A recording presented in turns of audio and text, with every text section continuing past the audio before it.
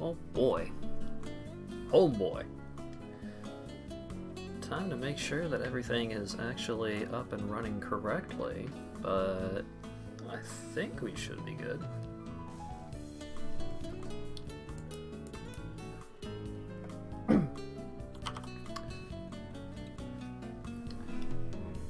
So,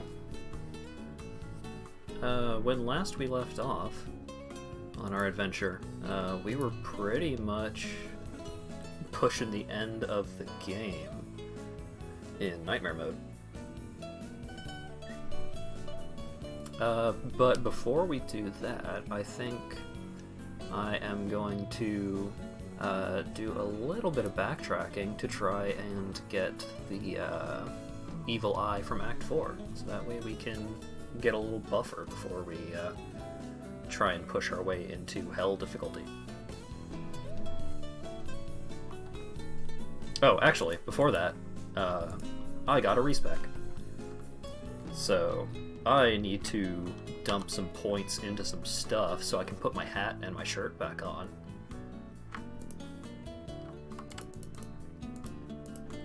I need 40 strength, so let's stick with the bare minimum for the moment. And then we need a boatload of dexterity for that knife. What's up, Dan? Oh, we actually need a bunch of strength. We're not actually going to be changing the build overall. What we're going to be doing here... There we go. What we're going to be doing here is we're going to allocate our skill points a little more intelligently. Oh, actually, one moment, I forgot to prop my mic up. I need to get my stupid fucking arcade stick. One moment.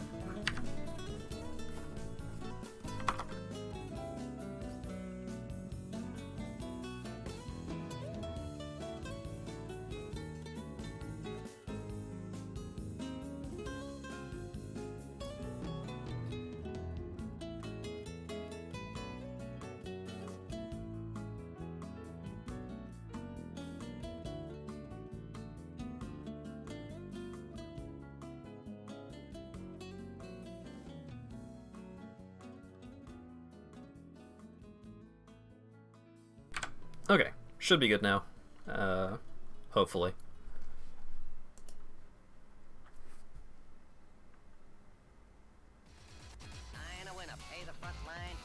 Fuck stick. What? He's coming out again for a new point. Get your bets down, ladies and gentlemen. 4 So an arcade stick, it's a Conba Q4AF. Q4 RAF, sorry. Okay, so we're gonna dump a boatload of points into dexterity.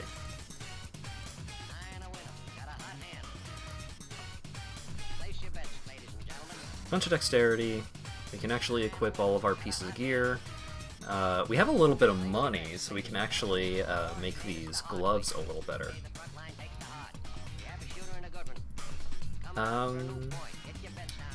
But allocating these skill points is going to take a minute. So Scorpion Blade, we need to bring up to... Oh, we can bring it up to 19, but we're only going to bring it up to 16. Because we only care about 4s on that skill. Max out Maelstrom, that's our main ability, that's the one we care most about. Yeah, after a suggestion from a viewer yesterday, someone that clearly knew a lot more about the build than I do, Doom is super good. It gives us flat damage, which we care a lot about because we hit a lot with our knives, and also reduces magic resistance, and our Maelstrom ability does a lot of magic damage. So we're gonna try and max that out, because it gives a bunch of bonuses based on how many points you're putting into it. So we don't actually care about any of these individual abilities. They're just prerequisites so that we can go deep on Doom. We're going to pick up all of these skills. We're only going to put 1 point into Queen of Blades. We had put like 10 points into Queen of Blades before, and it rarely ever did anything, so screw that. A bunch of points in Perfect Being, extra survivability, as many points into Prismatic Cloak as we can get, same reason, survivability. Living is good. Way of the Griffin, extra damage.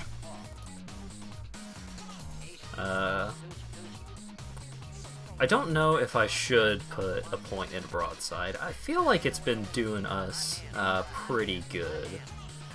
Just as an extra little burst, big old burst of damage, but first let's max out the ways, because these just give us a bunch of extra damage onto our weapon, which is good. Bunch of points into Way of the Phoenix, and we're out of points. Cool. That works for me.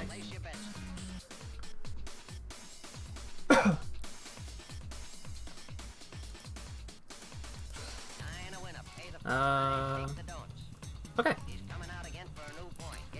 So, pretty smooth respec. Didn't have to do a ton of super complex things to get us back to where we want to be.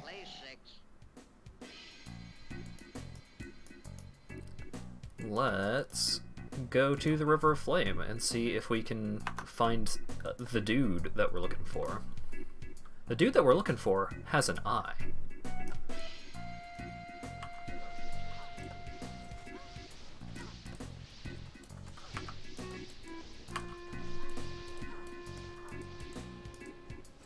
Oh, actually, I should do a quick reshuffle of my abilities. So rather than having Doom on A, I'm going to put it on a W so it's a little easier to switch between Doom and Maelstrom. So we curse them, and then we throw knives at them, and then they explode. And that's pretty much our whole goal for this build for the rest of time. Whoa, whoa, whoa, whoa, whoa. Wowie zowie, these guys. Oh, they absorb magic, that's why I was not killing them in any reasonable time frame. Alright, first death of the stream. Starting off strong.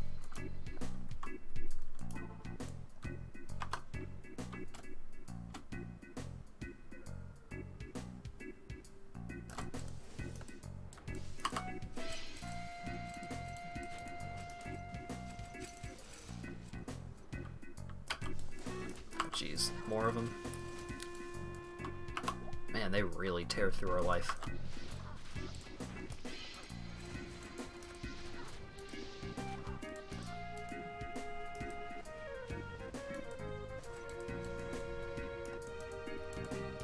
So I recall having difficulty describing what the guy we're looking for looks like, because he was kind of just a big spiky man, which isn't very helpful in terms of an appearance description. I do remember recognizing him when I saw him, and that's about all we got.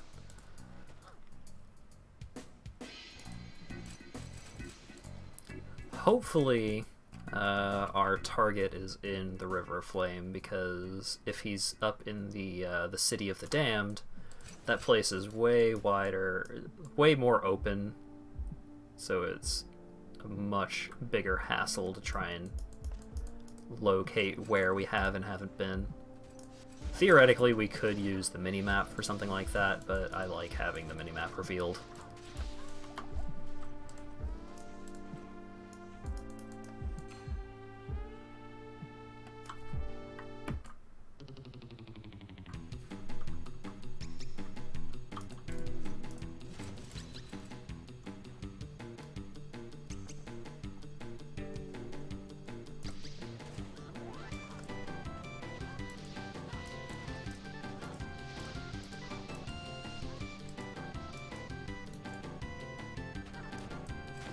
Oh, invisible dudes.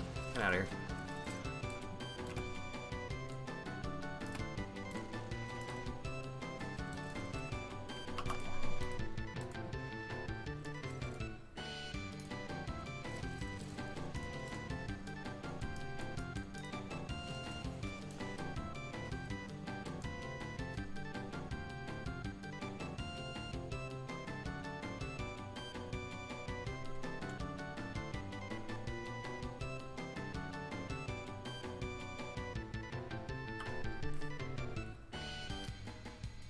So since we're kind of just backtracking for right now, not doing anything particularly new or exciting, what's going on with you folks out there in the stream chat?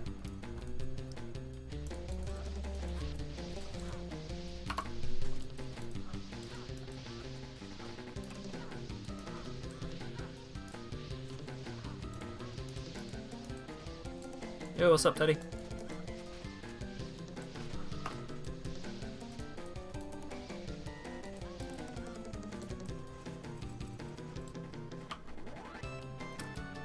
Respec does not mean fewer knives. Well, actually, kind of, since we ended up dropping the broadside, the ballista that threw knives.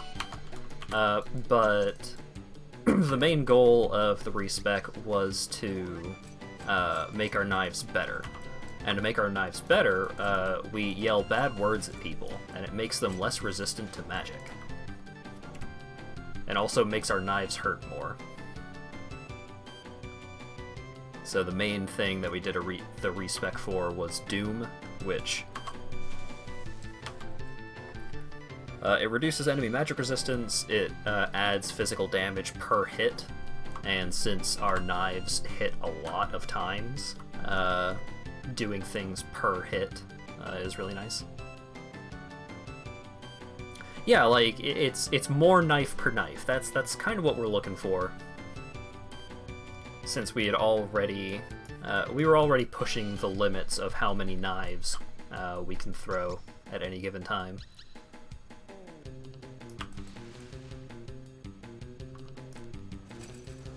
So it looks like the dude that we were looking for wasn't in the River of Flame. So we're gonna take a walk around the park and see if we can spot him up here.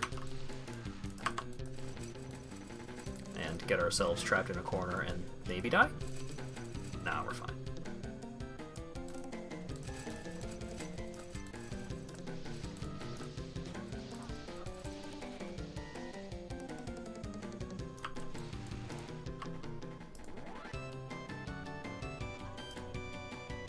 See, like, these are big furry men, these are big demon men, big lava men.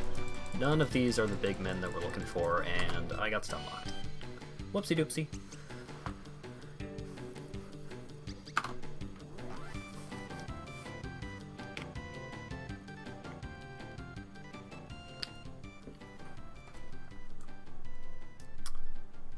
That goes to the River of Flame.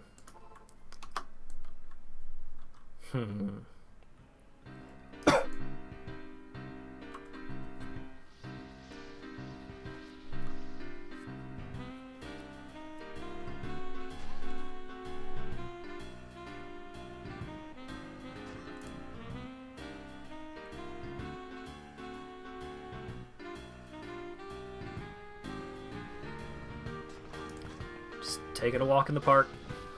Don't mind me. I don't have business with any of you folks. Oh man.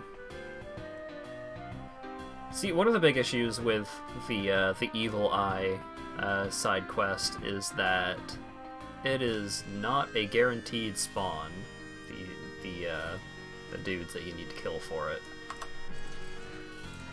So it's looking like our friends, our big spiky man friends, did not show up today.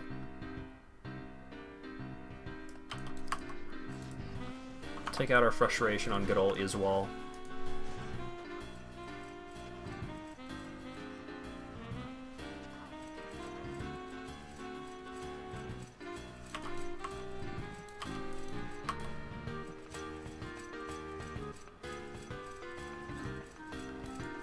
Yell at him, throw knives at him, the huge. Okay. Gonna make a new game, just to try and spawn in our friend.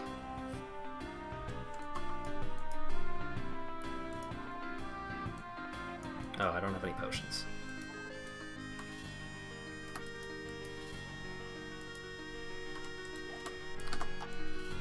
So, I was advised by one lawyered dog that I should do a stream of Super Mario RPG, since I have only played the first half hour of it or so.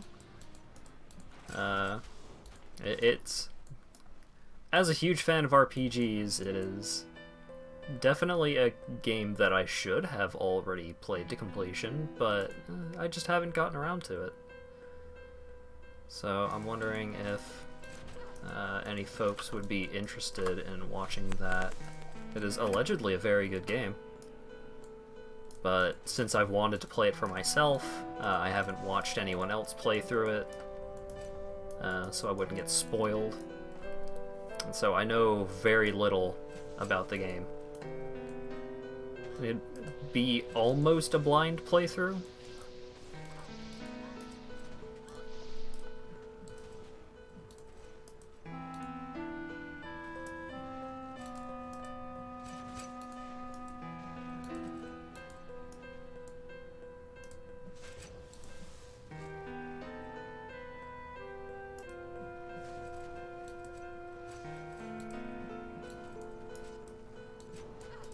I don't know. Could be fun.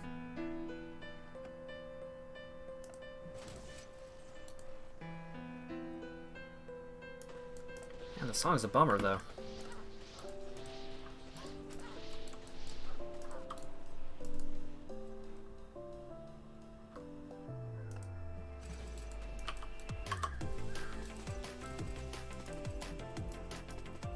That was pretty good.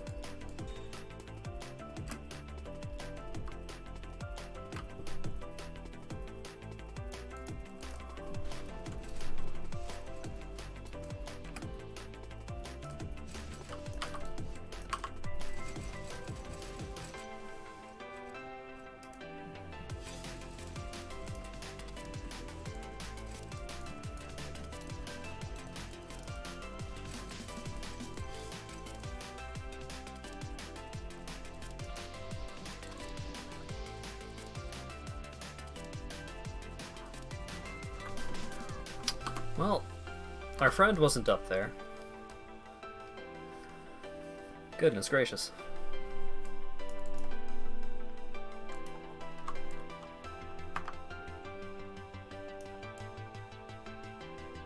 Alright, come on. What's a man gotta do around here to get a big spiky man to show up?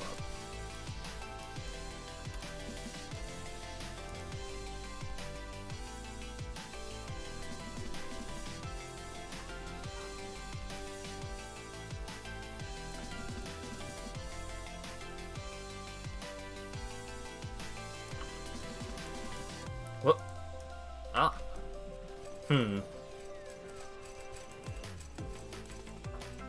Interesting. I didn't know that was a place that I could end up. Like, I was there, behind that pillar. Weird.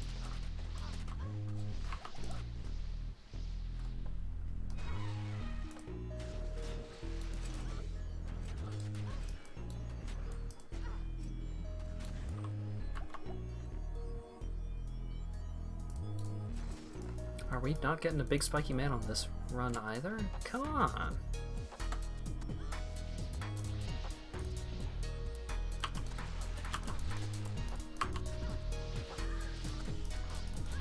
Oh.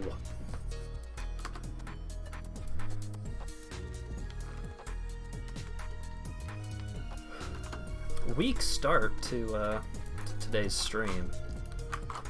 But this is definitely something that I want to get taken care of before I move on to Hell difficulty, because if I wait to get the this evil eye until I get to Act 4 in Hell difficulty, I mean, that's so incredibly late.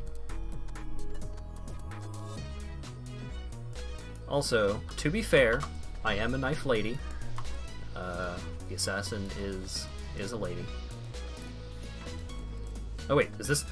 Yeah! Alright. See, they decided to show up, and they decided to be really nice. It's like, okay, fine. This game of hide-and-seek isn't fun anymore. You're just complaining. Fine, we'll come out. Okay. So, big spiky men, killed. Evil eye, obtained. So now we just need to get the evil eye from the end of Act 5, and we get a big ol' bonus to one of our charms.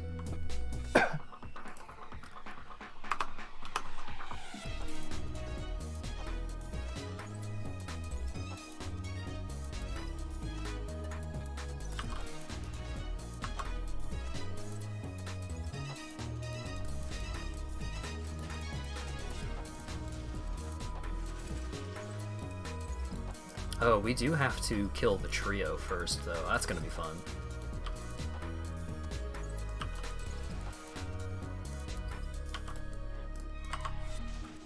Yeah, so when they are red, that's how you know that an enemy is cursed by this particular curse. Handy way of keeping track of what's going on in the battlefield and all that. Tier 4 boots. I think my boots still suck. No, they don't suck. They give life attributes. How about these? Worse movement speed. Ooh. That's a lot of resistances. But no life. Not a lot of stats.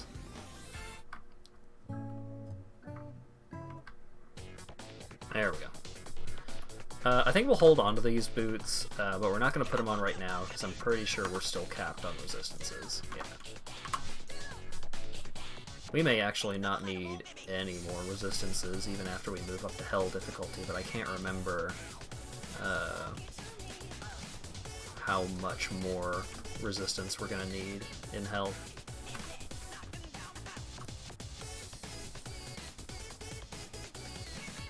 Hopefully not that much. Although, it shouldn't be too bad maxing out our resists on Hell difficulty, because we have a good stockpile of gems in my stash. And gems, woof, Good God. Oof. Wow. Absolutely annihilated.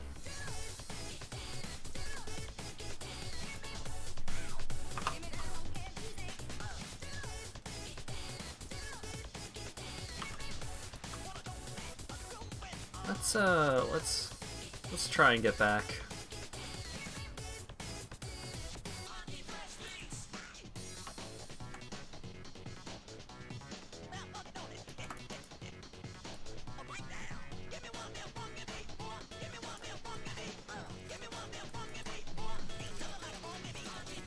So once we get through this tunnel, we're gonna have to kill 4 men on the mountaintop, which normally isn't too bad, but 3 of them you have to fight at the same time, and if you die, you have to start the fight over from scratch. All of them go back to full health, and you gotta redo it. You gotta do it right.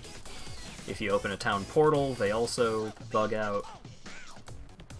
They're pretty cheese resistant. So if I have difficulty fighting them the first time, what I might do is I might bring Wahid back into the fold. Get our boy back. No, I'm not going to hold out hope for bringing the boy back making a substantial difference in things, because our mercenary, his gear is not amazing. Oh, that's why I was behaving a bit weird. I was super decent.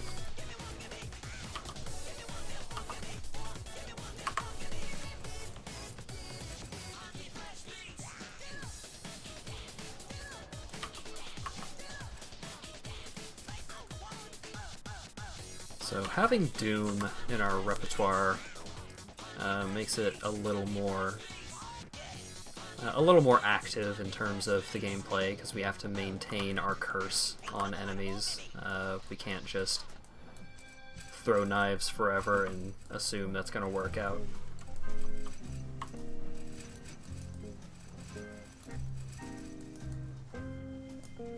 Gotta make sure our knives are going to work out. Okay. Here's the summit. Here's the first man. Oof. This guy's got a lot of health. I think we are definitely going to try bringing our boy back so he can face tank the other 3. Because if I have to kite all 3 of them, and it takes this long to kill all 3 of them, that's going to take forever.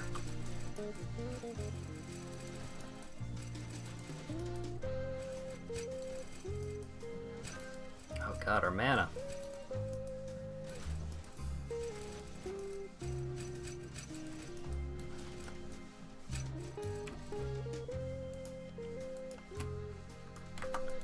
Okay. Let's grab some potions.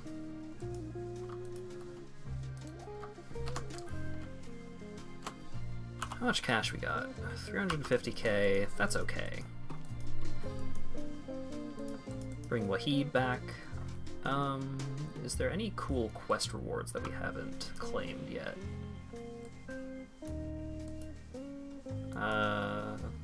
That one just heals socket an item, which is nice, but we don't really need it right now. Nothing there, nothing there, nothing there. She'll imbue an item, which can be handy later on, but not right now. So let's repair our gear and hope that this fight goes okay. Because if this fight doesn't go okay, that's going to cost $50,000, which I'm not super jazzed about.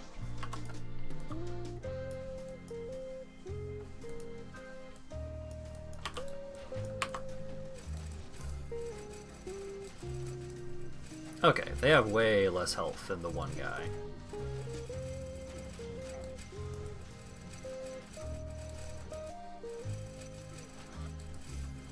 Still gotta be more careful than I was being right there. Oh goodness. Our mercenary is not holding aggro on this one.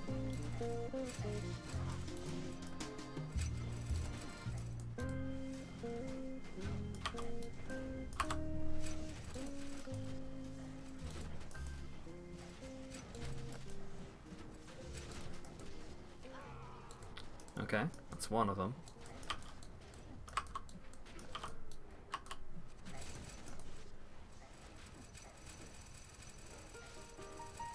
Nope, nope, nope, nope. That Sims music. It scares the heck out of me every time. Okay. Our mercenary's got aggro. We're throwing knives. Should be all good.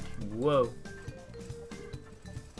Wahid was just about to make a fool of me by pulling the dude over and having him kill me that way.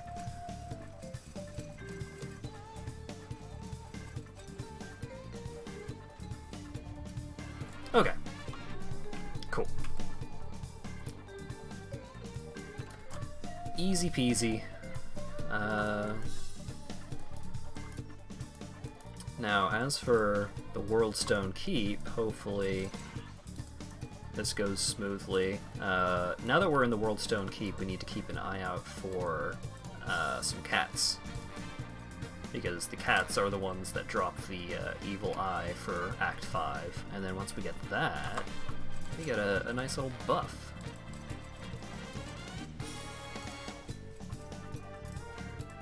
And making numbers go up is our whole business here.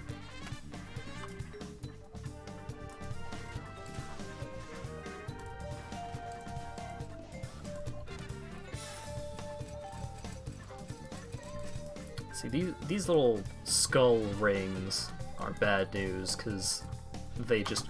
all of the individual little totems in these rings will constantly throw skulls at the nearest target, and they don't do a lot of damage individually, but they add up. They add up real quick. I've definitely died to those skull rings quite a number of times.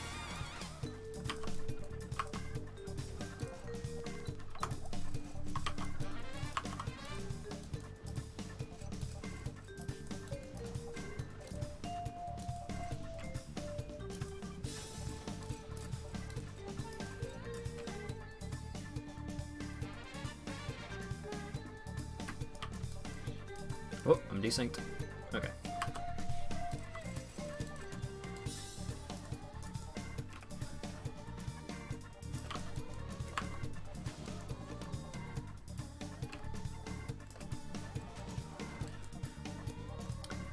I'm trying to think of any cool pieces of gear that I already know about, rather than trying to look it up specifically.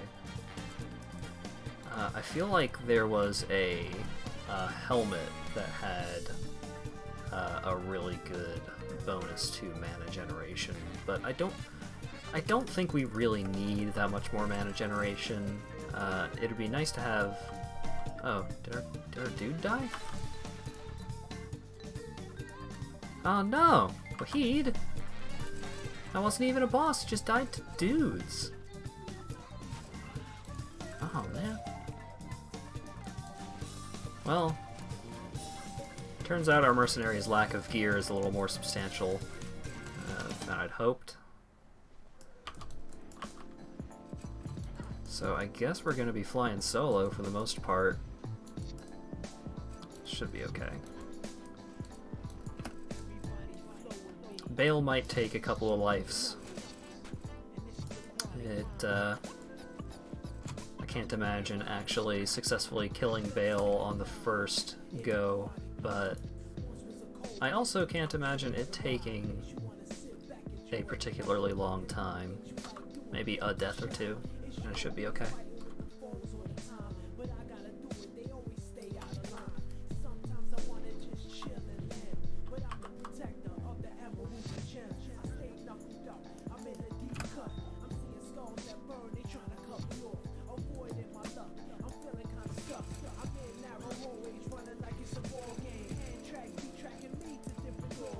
feels like it is so late already. It's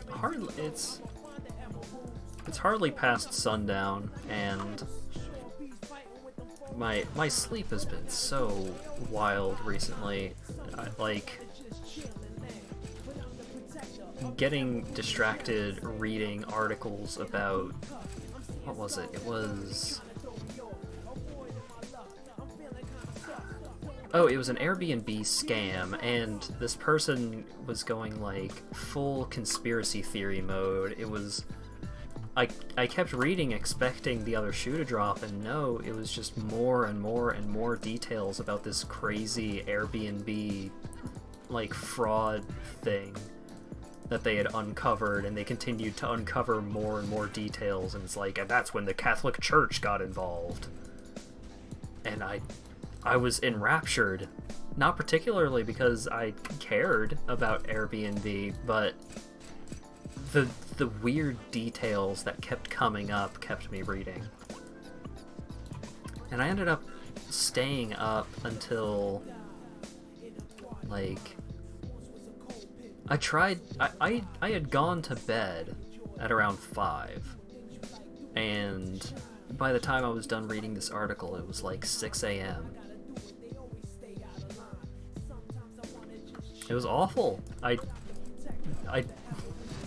don't feel like I actually learned anything from the article, even. I just kept reading because, like, it had caught my interest just enough. I wasted so much time.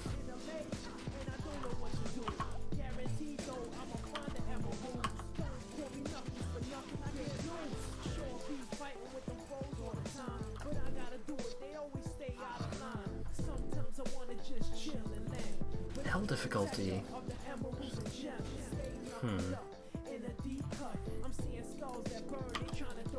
The fact that I am more and more reliant on this this curse to actually deal damage is a little concerning for how well I'm going to perform going into the next difficulty. Because I know I'm not going to kill Bale in Hell difficulty. That fight is extremely difficult. Especially if you don't have, like, really, really good gear.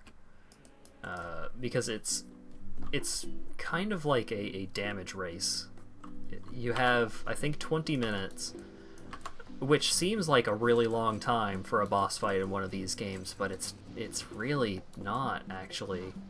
Because Bale himself will go invincible until this certain ad is killed. And the ad also has a ton of life. So you have so much damage that you have to deal, in addition to the fight just being generally difficult, like the enemies dealing a lot of damage and having, like, the ad will summon ads, and those ads deal a ton of damage, so you have to kite those guys around while you manage to kill the guys that are keeping Bale invincible, and then you have to deal as much damage to Bale as you can before Bale regains his invulnerability. It is a really difficult fight, and it's not that I don't think I couldn't do the fight at all. I think I could do the fight, but the fact that I would need really good gear to do it makes it a lot less appealing to try and go for. I didn't get the waypoint! Oh no, I didn't leave a portal either! Oh no. Oh man. Batman. Oh, that sucks. Well, at least I had mostly cleared out the first floor of the World Stone Chamber.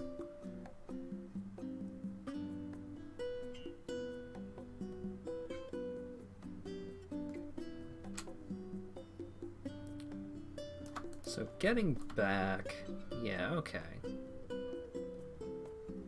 Didn't take that long.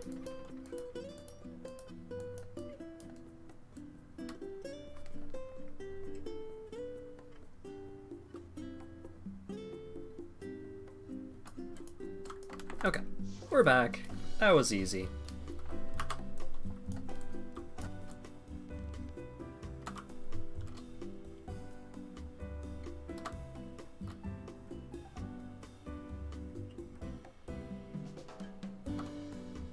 think the things that killed me were over here. Oh, the things that killed me were the things that I was looking for, the Bane Hunters. Okay, cool. I mean, not cool that I died, but cool that we got the last evil eye. That was completely by accident, but hey. So we cube all 5 of the eyes with the class charm, which is the Shadow Vortex, and we get some extra bonuses on it. We're going to get plus 15% experience gain, plus 1 to class skill levels. Perfect. So now we get plus 3 to all skill levels. We get an extra 15% experience gained on top of the 5% experience gained from the Sunstone. Nice hefty upgrade. Oh, I do need to find the... Is this... Okay, this is level 2. Ah, the waypoint's over here. I'm gonna set a portal in case I die.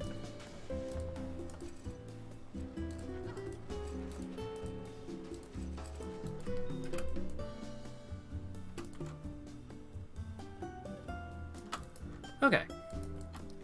So the antechamber shouldn't be too bad.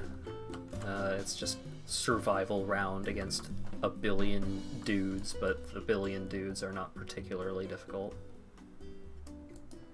Rather, the antechamber is not survival round, it is the floor after this one.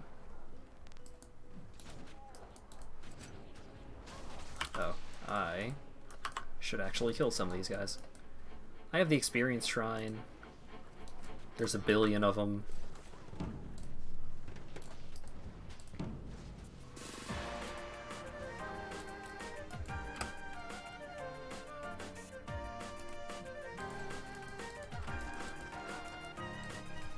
Stupid trap rats.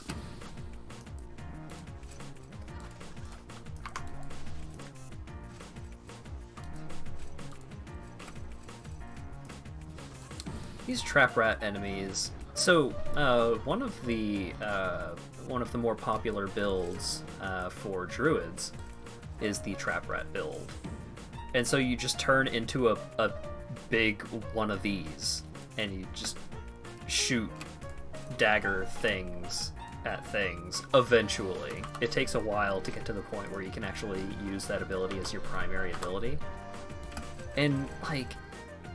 You just look so dumb walking around as a trap rat, and you're really slow for a long time. It takes a long time for your abilities to start doing cool stuff, and even then, it's just like, even at the end game, you're still a big dumb trap rat, and I didn't get very far with my trap rat, is what I'm saying. I kinda jumped off that wagon ASAP.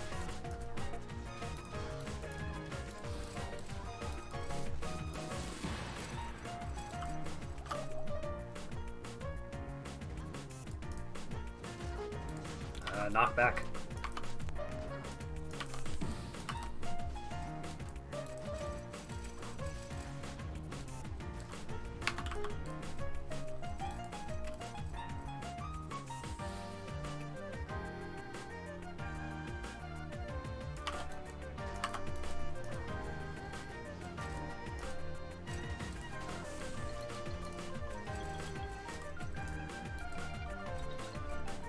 Like, some of the deaths that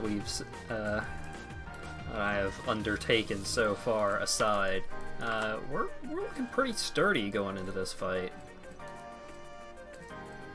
I feel a little more reliant on potions than I'd like. I definitely need to find some source of life, like more consistent or more proactive life regeneration at some point, but I think we should be able to kill Bale, because we have 20 minutes to kill him.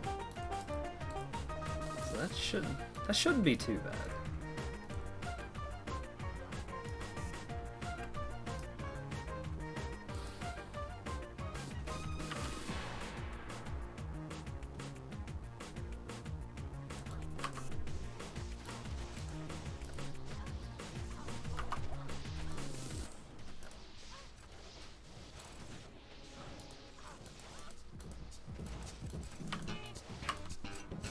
was actually thinking for a moment, oh man, I can afford to be a little more lenient with my life, because I'm going to get a level up soon, not realizing that I had already gotten level up. I've not been paying close enough attention, it seems. Okay, there he goes.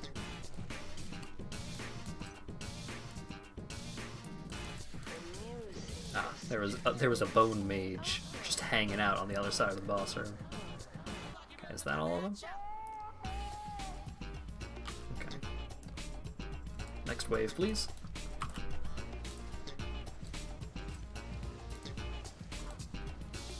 Oh, these guys are not doing much damage at all to me.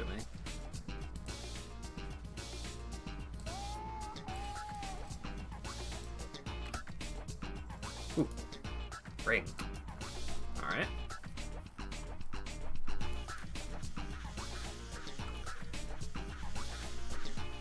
Think this is the last wave?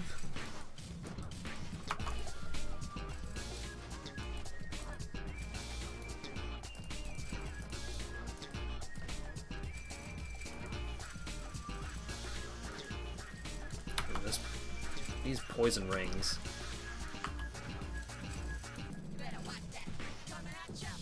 I may need to port out, come back in. Yeah, I'm gonna do that. Whoop. Okay, well, I guess I'll be coming back in from the other direction.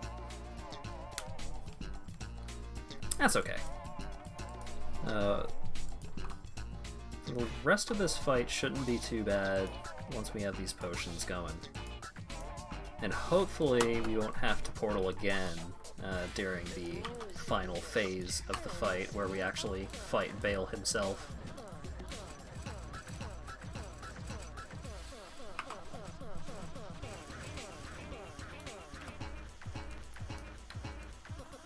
Alright, was that the last wave? Alright, come on, Bale. Okay, that was not the last wave. Oh, right, need to kill the infernal contraption.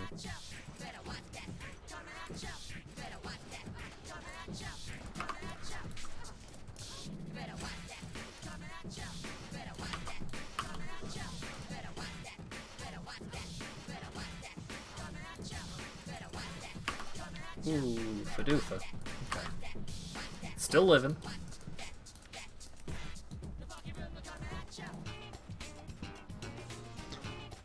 So on the last difficulty, destroying the infernal contraption took us to Tranathula, I believe? The easy version of Tranathula. And that's one of the median XL zones where we get a charm. But this time, we don't get that zone because we already have that charm. And the next big, dumb endgame zone that we're going to be going into is going to be in Hell difficulty, because right now we're about to beat Nightmare, baby.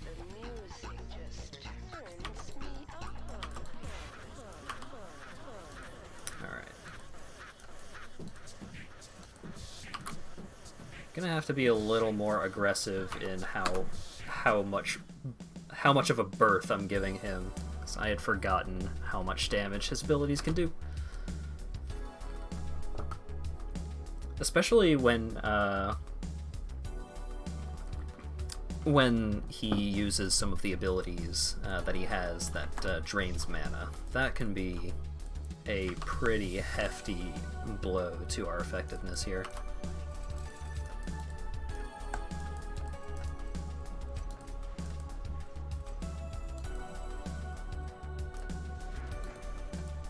Especially considering that there's only one Bale, and not having multiple enemies to gain mana off of our hits can be a problem.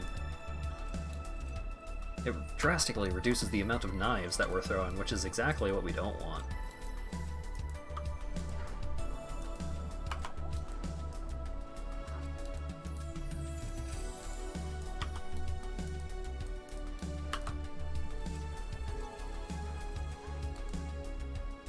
You know what would be cool for this build? Sawaddle-do. Good try, auto-captioner. Being able to freeze time would be pretty cool for this build.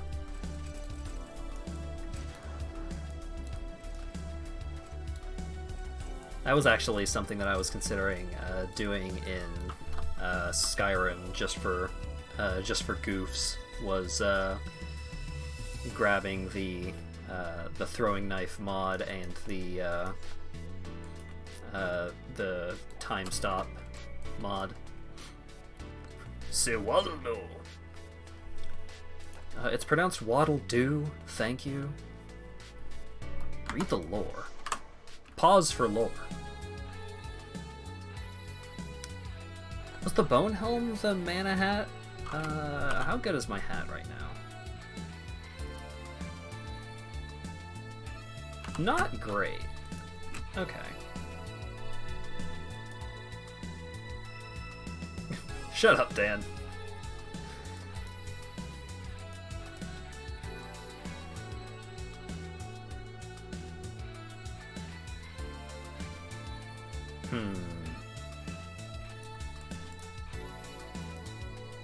So I don't think I have... Oh wait, I crafted a unique throwing knife pretty early in the game, but it's been a while since I've done any kind of unique crafting. Oh, actually, I could craft these boots. Nah, my hat is kind of garbage. Okay. Let's turn this into a cool mana hat.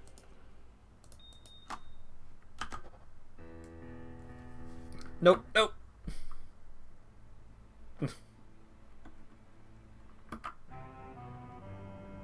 Okay. Oh, I'm a fool. I forgot that this cares about spell damage and such. I think we have enough strength to put on this cool bone hat.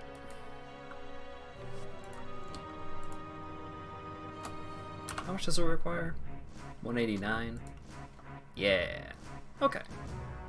So we're losing a little bit of physical damage reduction and attack speed, but we're gaining a pretty hefty amount of defense. Like we're gonna have almost 4 times as much defense, as well as a boatload of mana regeneration and just flat mana.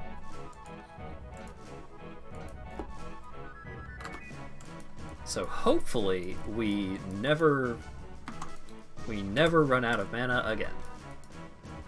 And hopefully I didn't waste too much time doing that, because there is a 20-minute lockout on the Bale fight. Okay, yeah, see, he just completely dumpstered all of our mana, and we were able to start casting again pretty soon after that.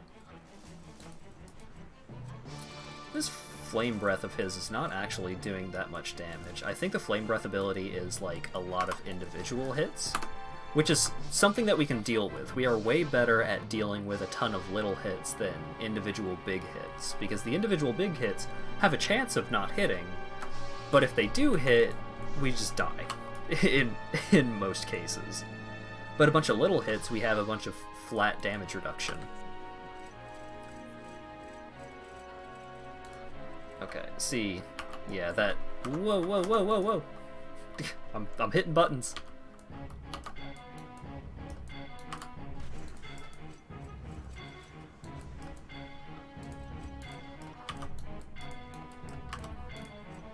Alright, gotta make sure that he remains a red man.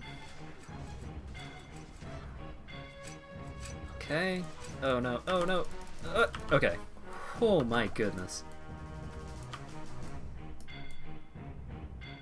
That was really way too close.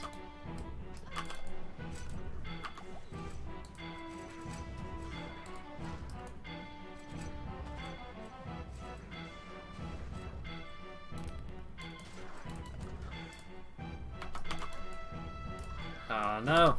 Okay. We're doing okay though. We're doing okay. We've almost got him down to half health. I'm actually going to... I'll burn the 50k. Let's bring Wahid back into the mix.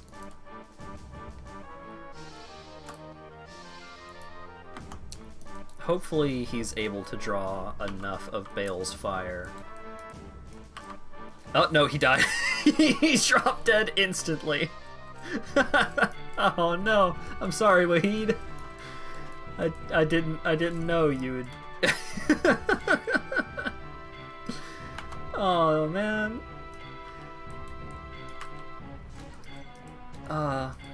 Rip in peace.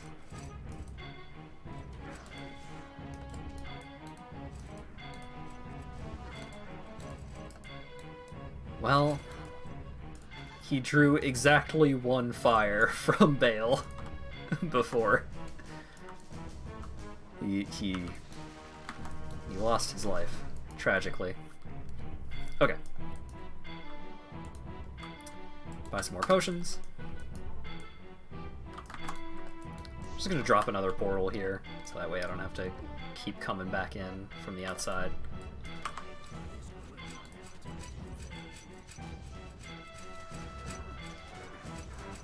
Seems like being able to do this fight quickly is going to rely a lot on the luck of the draw. Like, if he uses abilities that don't just instantly dump me into the sea, we actually do a pretty hefty chunk of damage. But some of these hits that he's dealing... See, like, I'm not taking much damage, but sometimes I take a lot of damage, like that right there. Ooh. Oh, and I almost didn't drop another portal. Okay, that would have been embarrassing. Okay, let's get over here. I don't think I can actually use abilities across this gap, but this gives me... Am I dealing any damage from this? I'm dealing some damage. If I can just keep him trapped there, he got off. Go! Okay. Alright. We're almost there, though. Yeah. F to pay respects.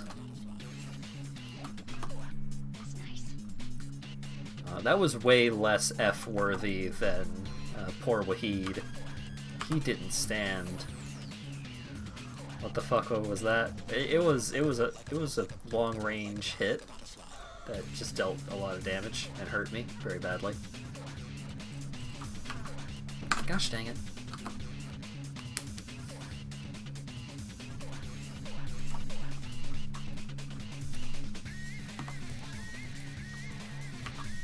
Getting close though.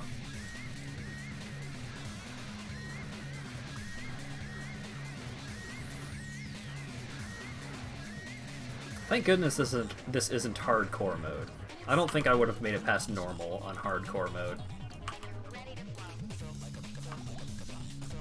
I'm not a cautious enough player to lame it out to that extent. I would rather just bash my face against it and hope it works than spend an hour and a half on a tricky encounter, because I need to be as safe as possible.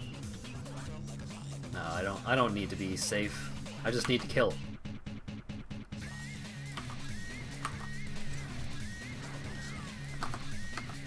See, we're almost there. We're almost there. Just keep bashing our face against it and we'll get there.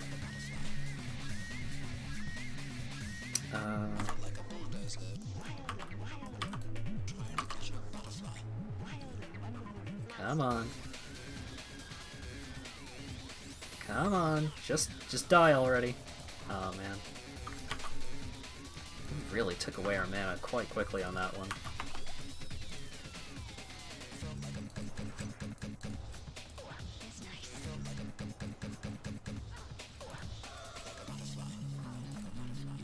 No. Oh, no. No! Ah! Oh, so close, though. Come on. Just couldn't give it to us, huh, Bale?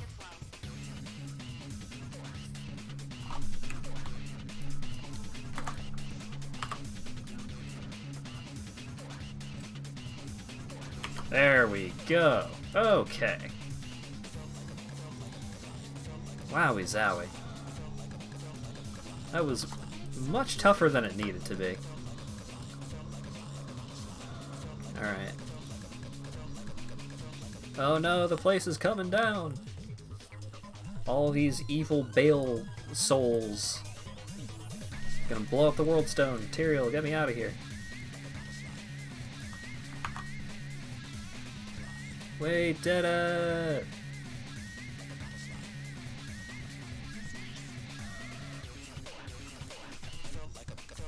Victory dance. Bale didn't stand a fucking chance. Easy peasy, killed him in one hit. Absolutely no challenge whatsoever. Definitely didn't die like 7 times, but hey, this means that we get to start seeking out some more of the new content.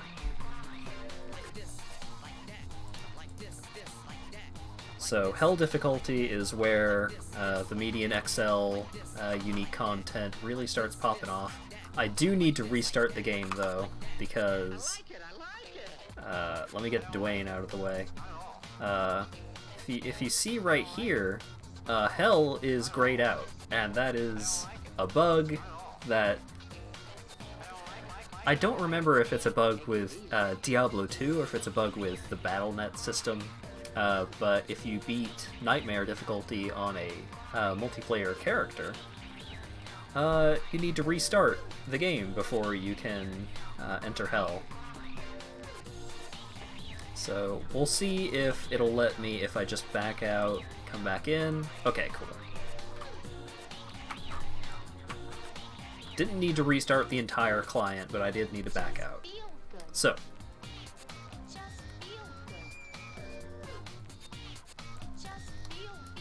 back at it again in the Rogue Encampment. Bunch of bullshit for the most part that I don't really care about. First things first, we're gonna check our resistances. Poison resist kinda got put into the dumpster. Really not doing it for poison anymore, so we are going to need to slamma-jamma some turquoise into our gear, I think. Do I only have the one turquoise? That's a shame. So, a couple of house casing is above 100% not good. I mean, okay, so these are the raw resistances. But every time you move up to just lifesteal your way to victory. I can't lifesteal my way to victory if any poison damage will instantly kill me. Also, how's it going, N?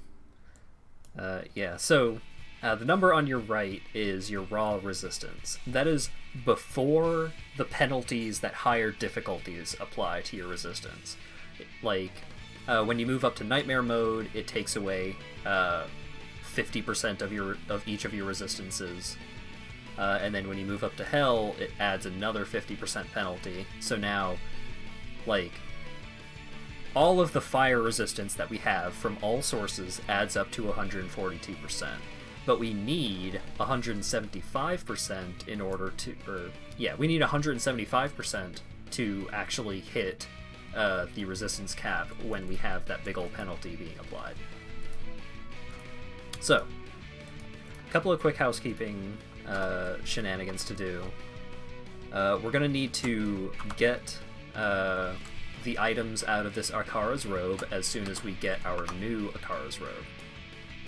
So, we're going to make a beeline for the graveyard. Or rather, we're going... you get Akara's robe from freeing Deckard Cain, I believe. So we're kind of gonna zip along, try and take care of the first couple of quests as quickly as possible.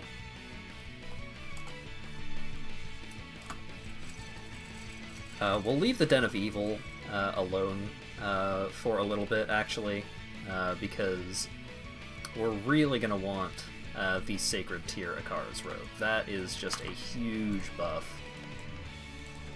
It gives us skill levels, it gives us resistances, it gives us life. Like, our current Akara's robe does all of that stuff, but the new robe that we're going to get from freeing Deckard Cain is going to be like that, but even better in every regard.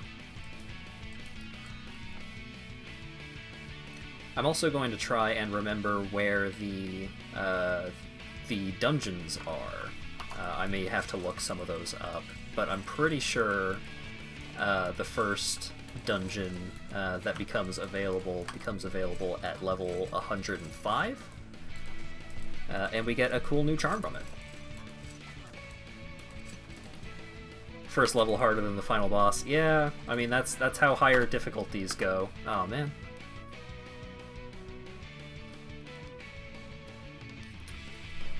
Lifesteal my way to victory is actually a consideration at this point, though. What, Dan? What?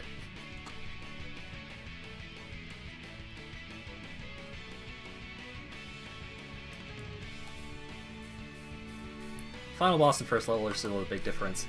Sure. So, like, of course they pump up the numbers on everything, and that's a considerable change. But also, anything that's dealing elemental damage, like anything that's dealing fire damage, not only is dealing more damage because it's a higher difficulty, but it's also dealing even more damage on top of that because our resistance is no longer capped. So it's like we are doubling up on the extra damage that we're taking.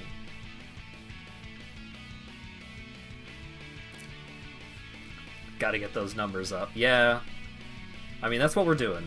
So we're kind of just making a beeline for Deckard Cain right now, so that way we can get our fancy new shirt, and that shirt is probably going to last us a good while. Nope, Sin's music, get out of here. Oh, well, ended up hanging out with Bloodraven, so we'll go ahead and try and take care of this, since we're not going to be coming back this way. Den of Evil, it's right next to the town. Like, we can go back for Den of Evil very quickly, but coming back for Bloodraven is just a huge waste of time. Okay, Bloodraven taken care of. On we go.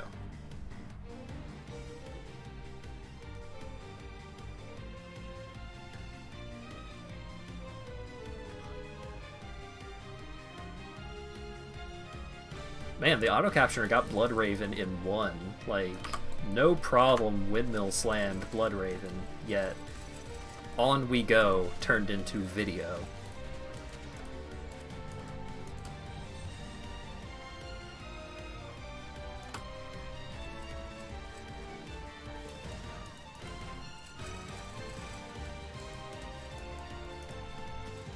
I did say I was going to make a beeline for Deckard Cain, but I do have an experience shrine going right now, so I am going to kill a couple of things to try and capitalize on that. Oh, we got another experience shrine? Oh, wow.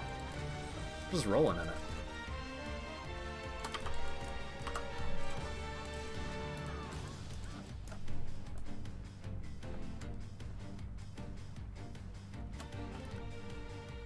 Okay.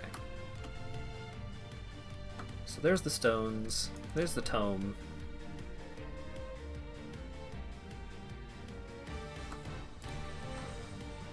Does that append the time to the old one? I'm not sure. I really have no idea how shrines function. I just know that I want them because they are good.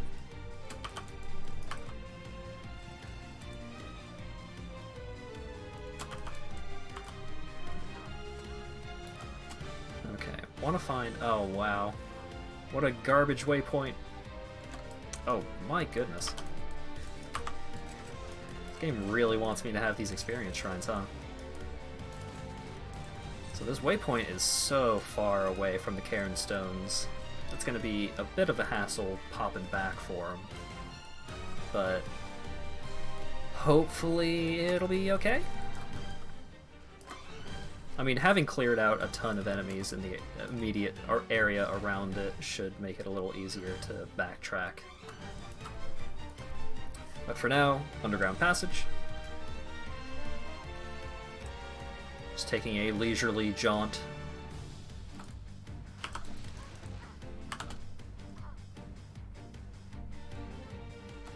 Nope, nope, nope, nope. All good.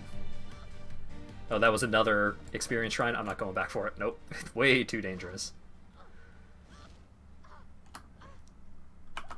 Running out of potions here. Sims music.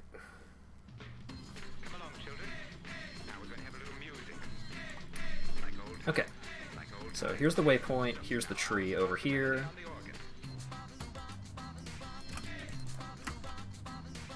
Got the scroll. Take the scroll back to Akara. Go back to the Cairn Stones.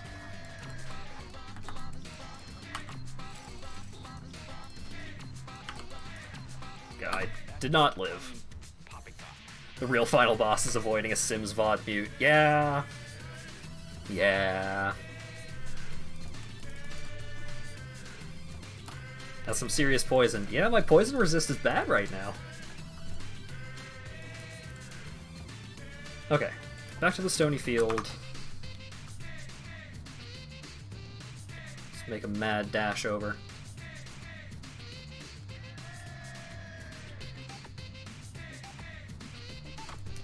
Not a lot of gold. Yeah, 8,000. I think my health is bad. How could you say such a thing? How could you say such a truthful thing? Yeah, that's, I mean, it's another issue that I'm currently facing, is that a lot of my numbers are too low, so I need to make my numbers go up. But in order to make my numbers go up, I need things that make my numbers go up. Alright, come on.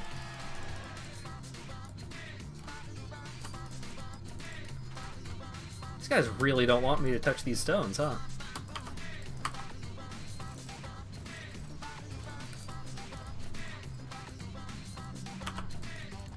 Come on. Okay. Let me in, let me in. Okay. Back to Akara, heal up, grab some potions, pop back in, talk to Deckard Cain.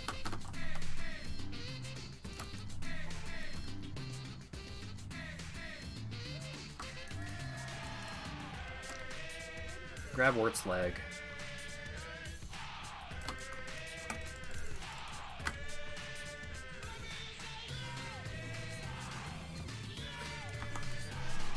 Those quills add up, man.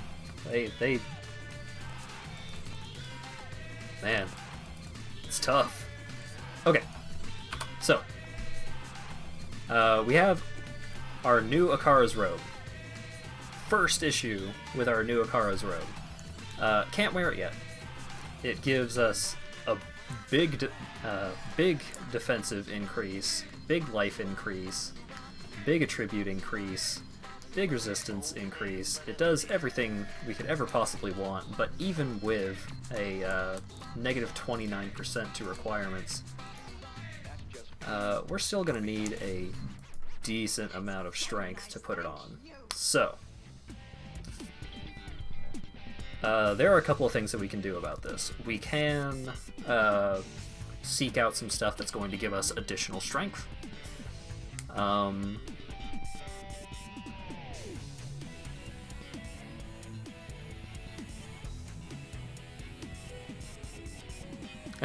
They did look really goofy with the speed that they were traveling, you're right. Okay, so, vitality. So, diamonds give us strength. So we can shove a bunch of diamonds into our gear to get the extra strength that we need. That's an option.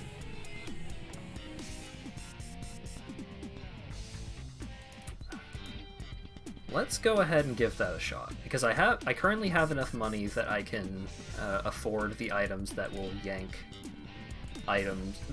that will yank socketables, I believe is the term, out of the gear.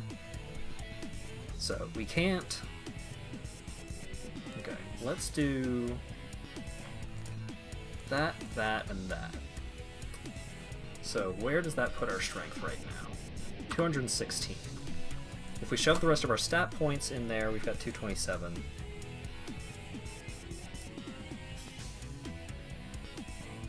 Huh.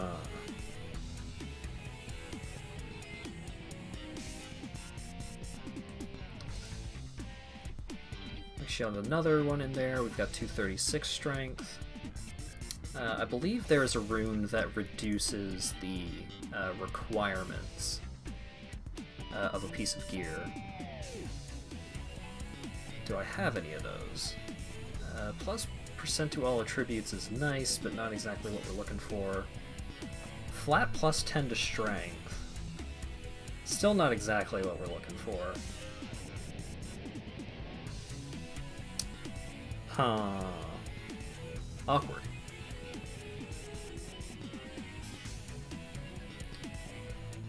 Plus 1% to strength, still no.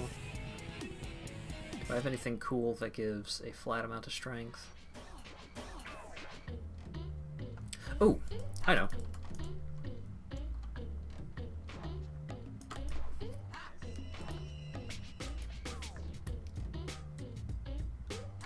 I believe there are some mystic orbs that will give us some extra strength. Because I don't want to go back and use another respec on getting some extra strength. If I can avoid that, that'll be super nice. Minus 4% to requirements. Okay, so we can use some of those. This requires level 80. We are currently level 104. So we can reduce the requirements of the robe by a lot. Reduce it by 20%? That should get us there, right?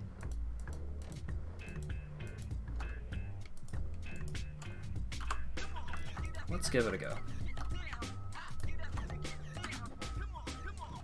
309, 290, 272, 263, 236. Okay. And we didn't have to use any of the sockets on the Akara's robe, which is really good, because that way we can shove a bunch of gems into it, and that will hopefully bring us back up to the resistance caps. Oh, I see. It's getting hitched here because I'm getting some of the stat points that I need to put on the new robe from the old robe. So it takes off the robe first and then puts on the new robe. So I still need to try and find a decent source of strength. We can shove a bunch of these onto our gloves, I believe.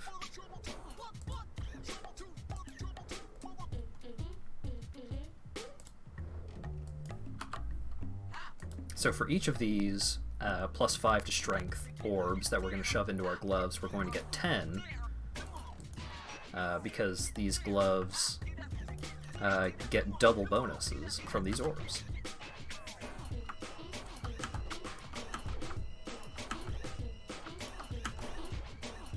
So, these are currently giving us 50 strength. There we go. And now, last bit of bookkeeping to take care of while we're over at the merchant is we want a oil of disjunction. So if we combine this with an item that has stuff socketed in it, it'll take out the items that are socketed. So now we get our low rune, our perfect bloodstone, and our pull runes back out. So, where are our resistances right now? Bad. Because the old robe was getting a bunch of extra fire resist from the stuff that we socketed into it. So, let's socket some of it back in, and let's go see if we have any other perfect bloodstones. We do. Okay. Is there anything currently socketed in our shield? There is. I believe there's only one thing in our helmet. But... okay, so... fire resist. So where does that put our fire resist right now? 70%. Okay, we're getting close. We're getting close. I don't think we have any more perfect turquoise, so we need to keep an eye out for those, because turquoise gives poison resist when it's applied to a piece of armor. Oh, I have one in my inventory, apparently. Okay. So, our resists are okay right now. We'll still want to keep an eye out for... rune words are good. It would take me a few extra minutes of goofing around to look up which rune words are worth doing. And rune words are also... they tend to be a lot more niche. Cold resist. Onyx gives cold resist, so we'll socket in one of those.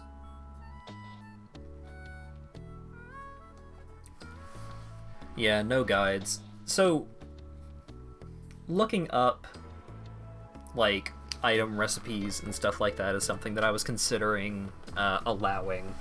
The main thing that I wanted to avoid with this whole thing, you know, the whole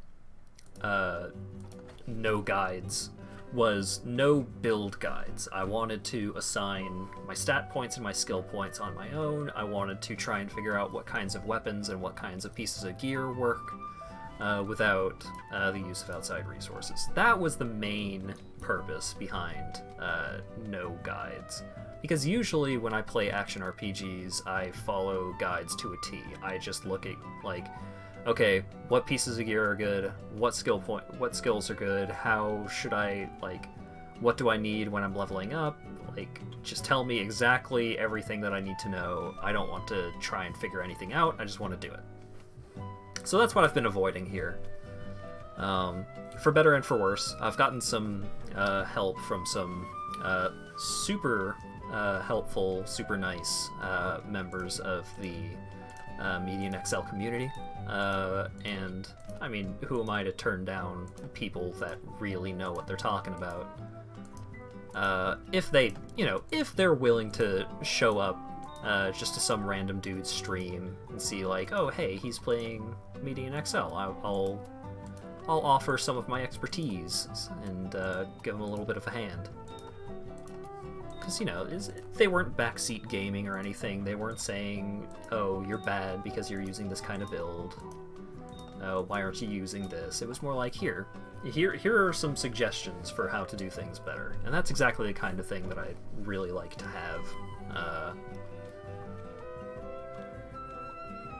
Oh, right. These stupid boots that give a boatload of most resists. Well, currently one of the resists that we're lacking is poison. These don't give poison resist. They don't give life. So I think we're going to leave those in the inventory for right now. But since we are doing okay on resistances right now, I think we can go ahead and... this one's... Hopefully the audio balance is still okay. I know some of these songs are a little louder than others. But for right now, we're gonna just progress. We're gonna do some stuff.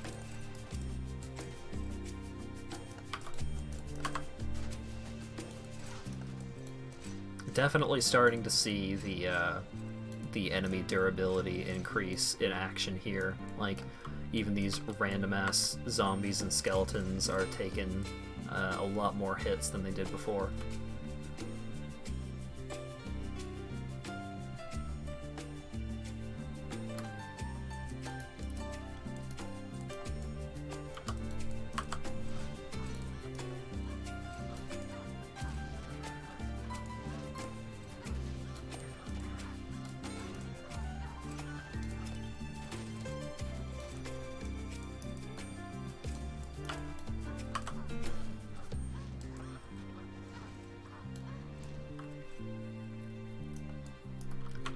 once the Den of Evil is cleared out, since I have some of the further waypoints, I may be able to show off one of the endgame challenges. And that's going to be interesting, because I might die a couple of times. Oh, actually, if it's the one that I'm thinking of, I might die a lot of times. I guess we'll see.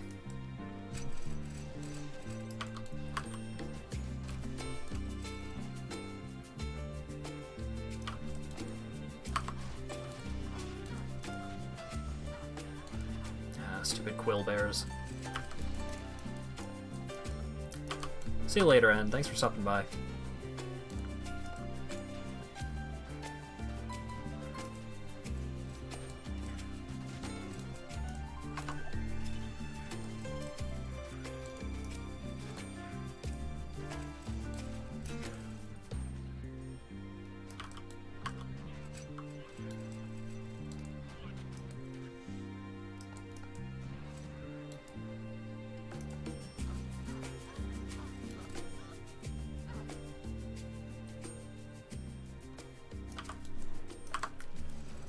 Stupid quill bears. All of the different variants of the quill thrower enemies are such a huge pain in the ass. Okay. Nope, nope.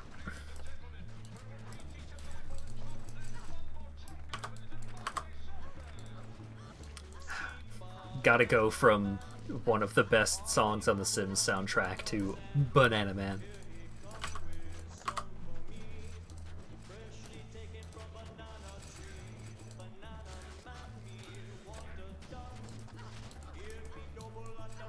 Belladonna extract. That item gives you a full respec for free when you use it. Do you want a banana?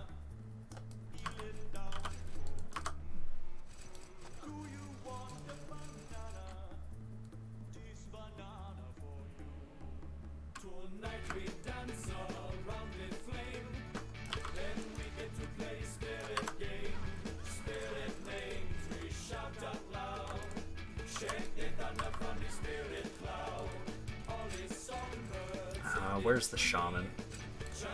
Resurrecting these Dorcases. There he is.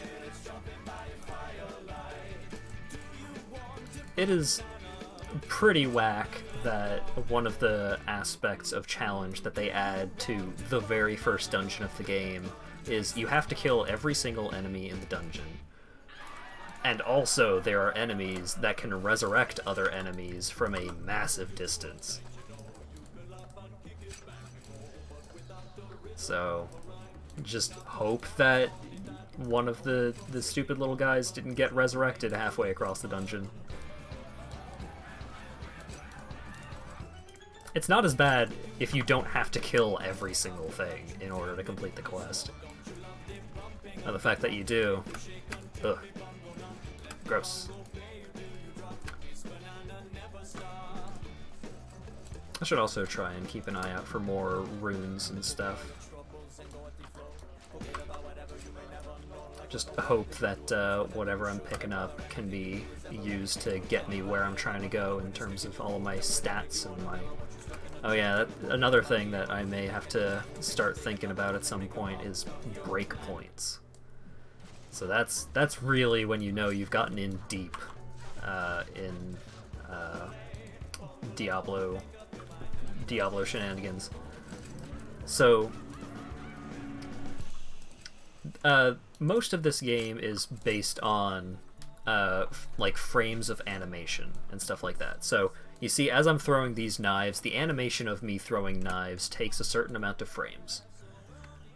Increasing my attack speed will reduce the number of frames that it takes to throw one of these knives, and thus, you know, it increases my my DPS, because I'm completing the animation quicker, so I can start the next animation quicker, so I can throw more knives. The problem being, this game runs at 20 I think 25 frames per second. So there are only, like, you can't reduce your attack speed by a fraction of a frame. You either have enough attack speed to reduce your attack animation by that extra frame, or you don't. So each of those frames of animation, like how long those animations last, are determined by your breakpoints. Do you meet the breakpoint to have a 4-frame attack animation? Do you meet the breakpoint for having a 4-frame hit animation? And so reaching these breakpoints, that was another example of, oh, I hope the Necromancer doesn't revive one of the stupid guys across the entire dungeon. Nope. Nope.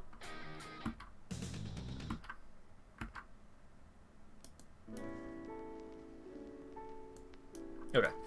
Gotta make sure that we're not... We hit a whole cluster of Sims songs there, and really worrying me.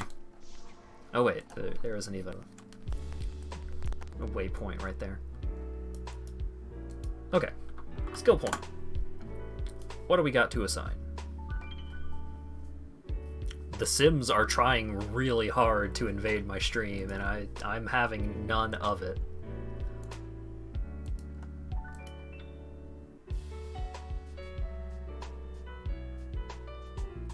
Okay, I think I'm gonna hold on to my skill points until I hit another one of these, like, level... one of the important levels. So, levels where I can put points into Maelstrom again, and stuff like that. Because those levels are what really make a big difference in terms of, like, how much of an impact any individual level has on how good I do.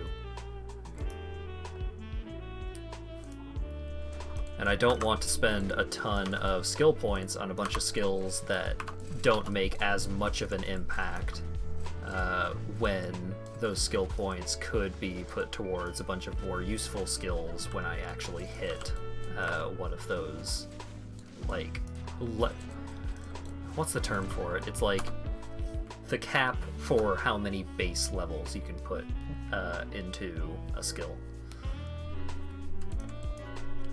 Also, this waypoint is a bad scene. I'm just gonna go. Actually, I'm not gonna just go. This is a lot of enemies. I'm gonna try. But no. Okay. Very important reminder for a thing that I forgot to do. Left click, move only. Because the reason I died just there was because I accidentally clicked on an enemy and my character started walking towards the enemy to attack them instead of walking to the location that I clicked.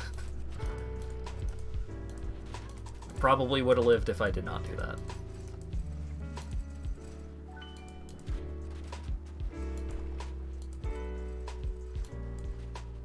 Okay. See? Easy peasy, no problem.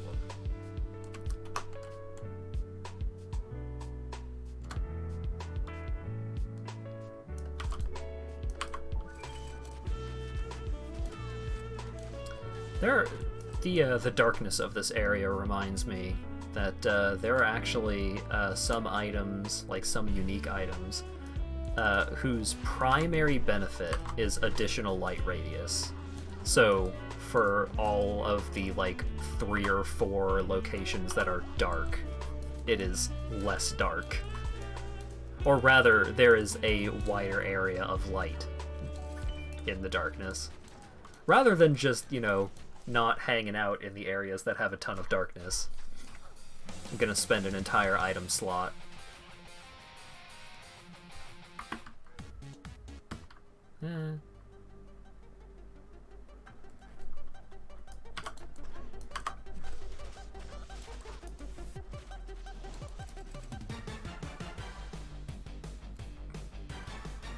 This music feels a little intense for me just walking around in the wilderness. This is a really good song, though, or a really good version of this song. Because, I mean, of course, this song is really good. It's a classic of the genre.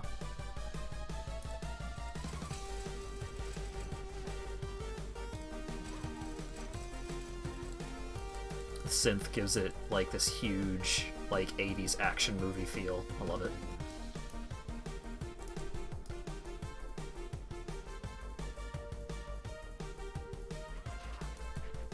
Oh right, invisible enemies. My favorite. Oh, did I get a waypoint for the zone outside of this tower? I may have made a mistake coming in here without finding the waypoint first. Whoopsie doodles.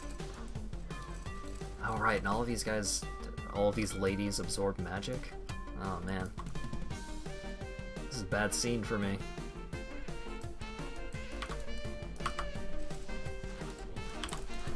Gah! Oofa doofa.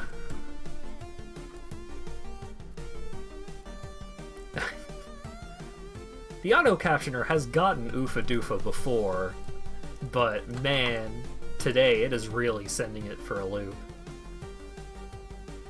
I watched the captioner go through like 6 different things trying to figure out what I meant by oofa doofa.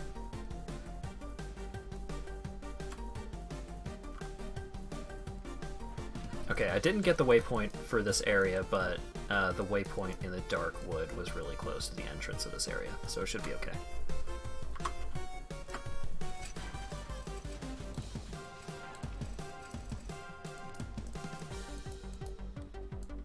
I should have gotten more potions, though. That was a mistake.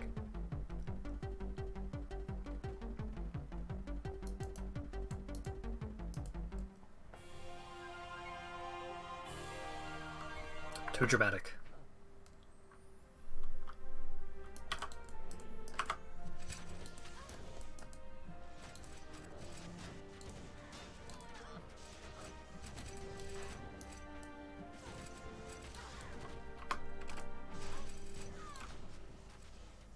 Perfect skull. It doesn't really give. Too orchestral. Oh.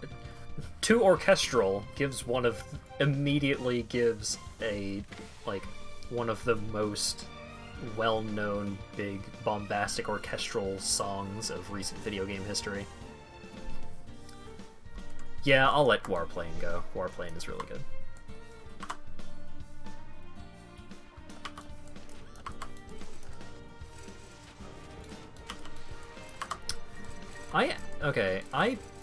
I got Xenoblade Chronicles X for Christmas one year. I got it on the Wii U, because that was the system that it was out on. And I played that game for, like, an hour before I was like, maybe not. And then I stopped playing. I ostensibly didn't even get, like, halfway through the tutorial, let alone to the good part of the game. So I always feel bad about that whenever I look at the special edition box that I have propped up in my closet. I've heard very, very good things about Xenoblade Chronicle, or Xenoblade, like the original Xenoblade.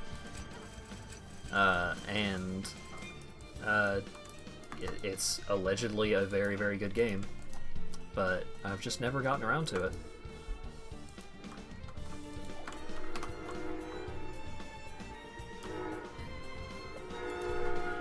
I guess you could say I wasn't really feeling it. Ha!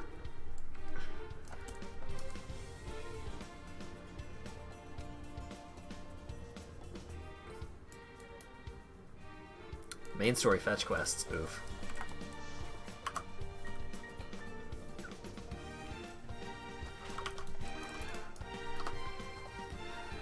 Main story fetch quests, that game felt very MMO-like single-player MMO.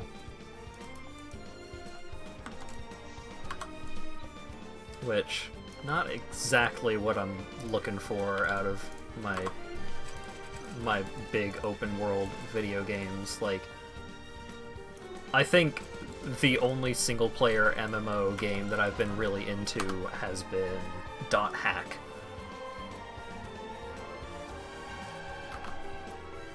And I still need to finish the .hack GU HD collection. I got about halfway through the third game, I think, and kind of fell off of it because the first thing that I did when I got to the second game was grind up to level 100, and I did the same thing in game 3, where I just immediately went and got to the level cap. Because what the hell is a difficulty curve anyways, right? Poor Crisis Core. Like, I broke that game over my knee. Every single boss fight except for the final boss fight, I killed in one punch. Like, it was like I was Kamina just at the start of every single boss fight. Let's see you grit those teeth, and I would just punch them across the jaw and immediately obliterate them.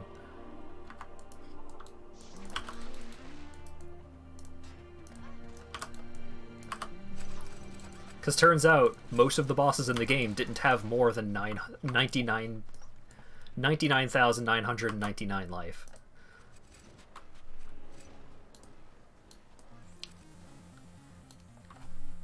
Nah.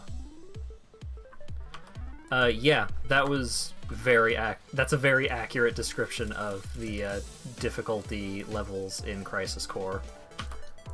Because most of the main game is really not that bad at all. I've heard that the final boss was, like, abnormally difficult for the rest of the game. But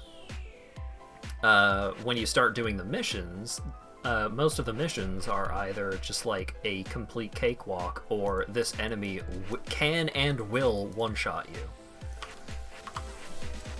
And especially, like, getting to the point where you can fight the super boss, it takes a lot of grinding, and the grinding itself was not particularly interesting.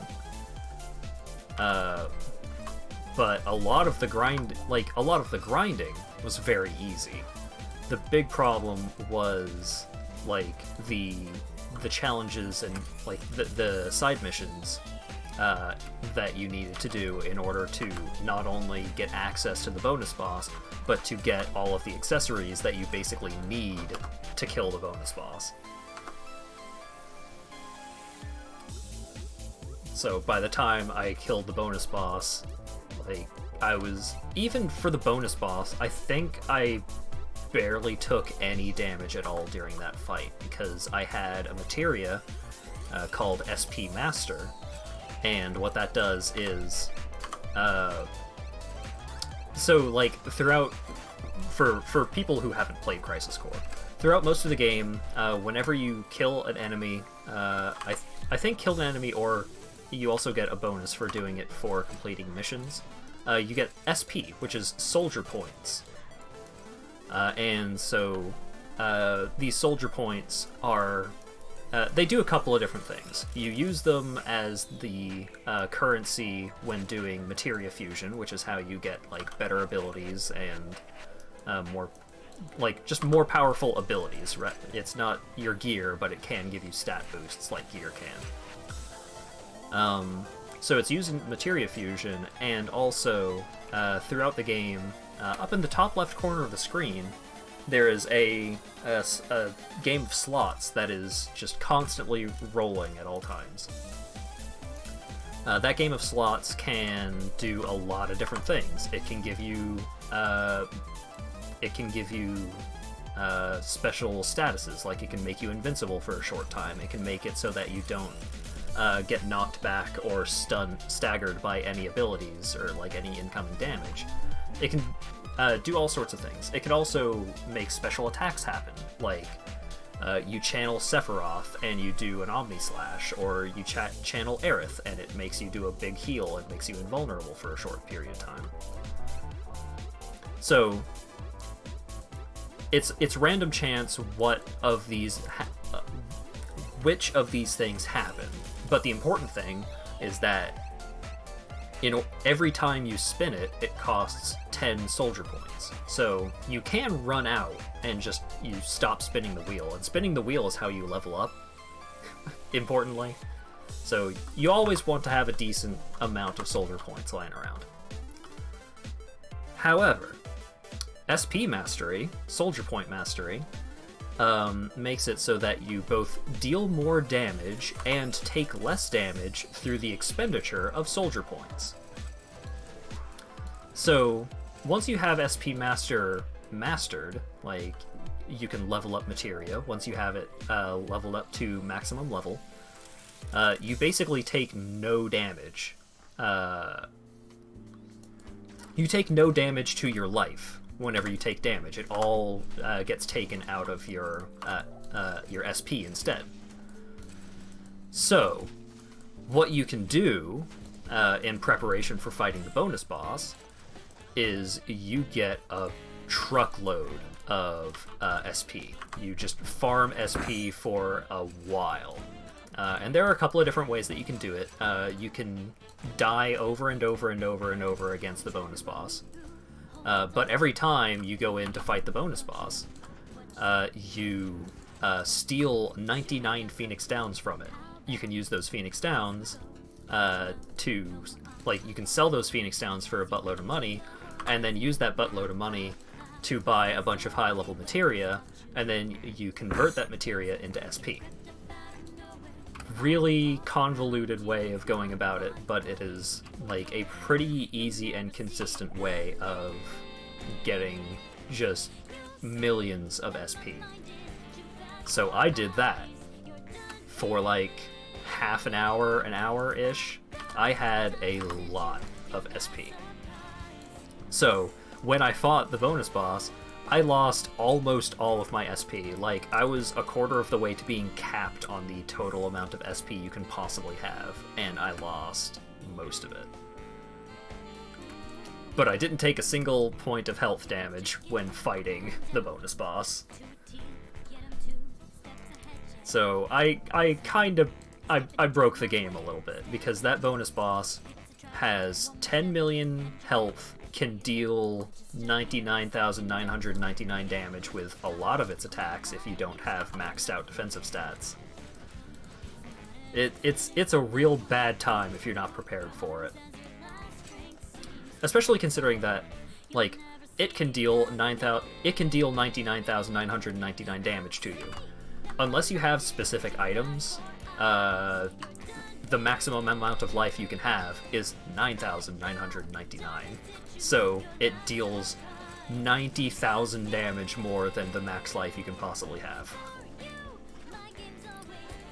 It's really dumb.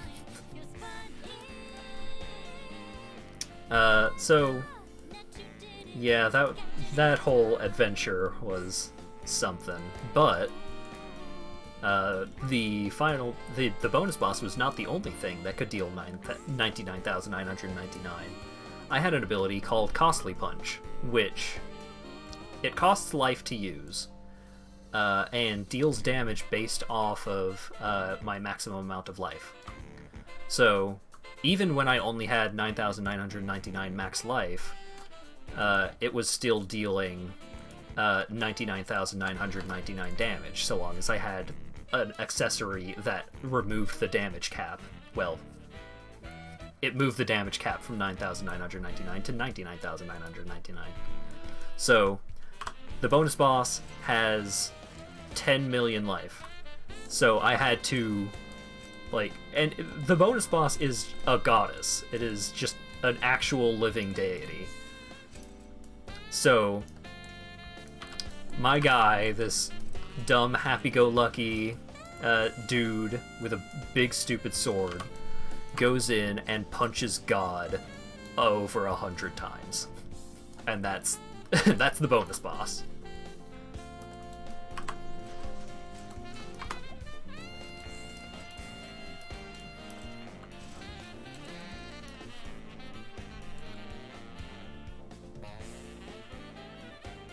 Good old RPGs, yep. So that was pretty much how I spent my night last night after I finished streaming, was I finished off Crisis Core, because I wanted to be done with Crisis Core. I 100% of that game. I did all of the missions. I completed the DMW. I'm pretty sure I got all of the different emails that you can get. Like, I 100% completed that game. So that way, I wouldn't have anything left on the table when I start playing Yakuza 5 today, because Yakuza 5 Remastered came out today, and I am going to spend a whole lot of time playing that.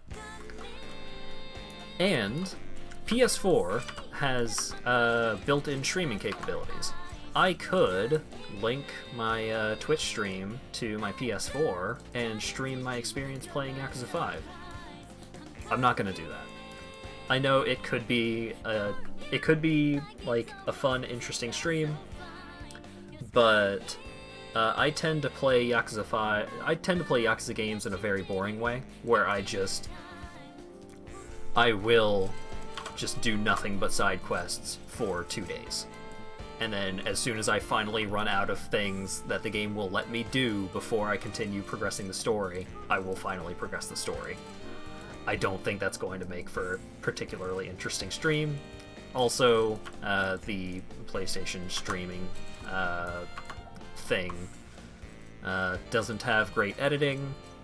I don't think I would be able to set up a mic, so it would be silent stream. Yeah, I don't know if it's a good idea.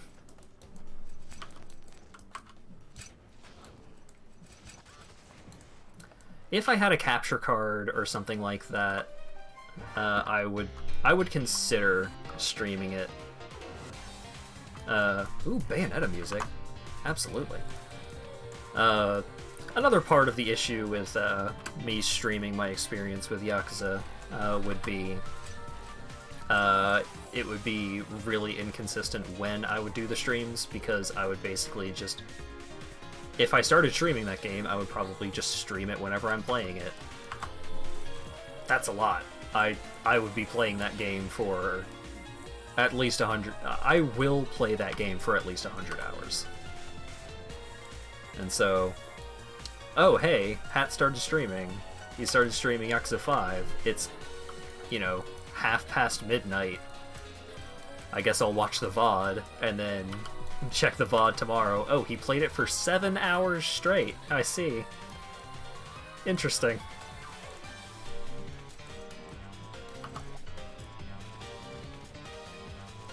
And I am hardly exaggerating any of that.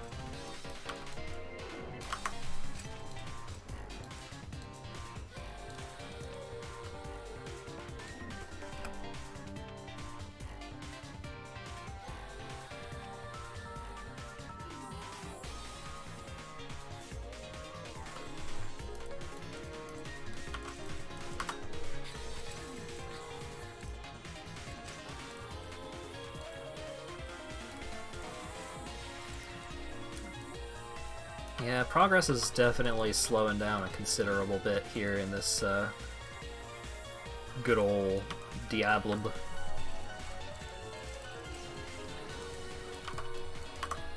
Stuff is starting to have way more health than I have burst damage, so it's starting to take a good minute or two to clear some of these bigger packs.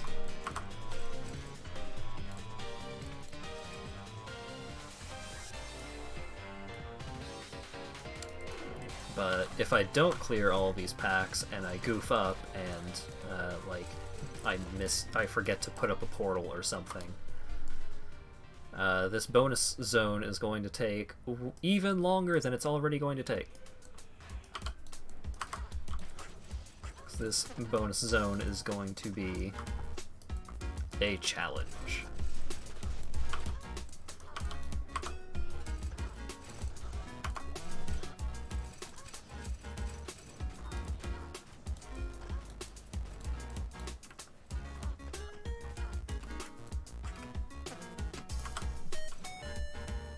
I guess I did just spend a while talking about how I'm not going to stream Yakuza, but I mean, if people would be interested in watching a Yakuza 5 stream, theoretically I could. Especially, we're gonna have all of that launch day hype, but I don't know. Yakuza always felt to me like a game that you want to experience. Like, I tend not to enjoy watching people play Yakuza. I like hearing about their experiences with it. I like hearing about, like, what they think about all of the goofy stuff that happens in those games, but I don't know. I mean, I am a huge fan. I would definitely just rather play it myself. But if I'm the one playing it and other people want to watch, maybe, I don't know.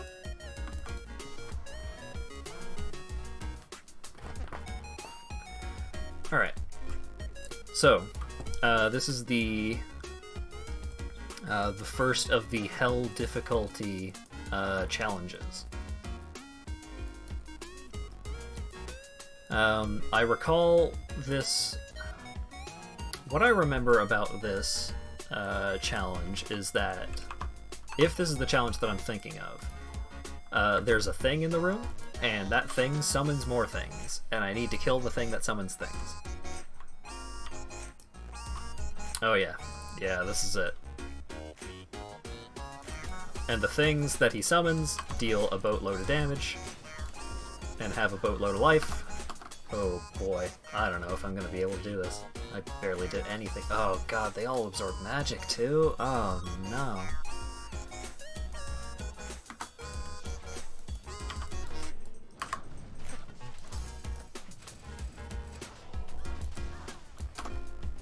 Yeah, I'm gonna be bashing my face against this one for a couple of minutes, I feel. Because I do have a teleport, so I could, like, immediately jump further into the room. We'll give that a try, see if I can get a better position. Or at least lure things away from the door so I can come into the room before I get completely slaughtered.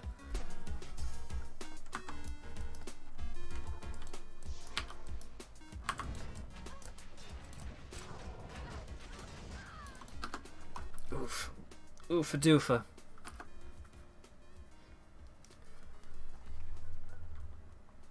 And the issue with saying, oh, I'll just come back later, the charm that you get from this challenge is really good. No, come on. Oh, actually, that was a good version of this. Okay. Rip the Chrono Song. Corridors of Time, I'm not a huge fan of. It's too... it just... I don't jam to it. Oh god, I goofed it. Okay, well. This is a dead run, but we'll throw as many knives as we can possibly throw. See, I was trying to teleport over here, but I teleported over here.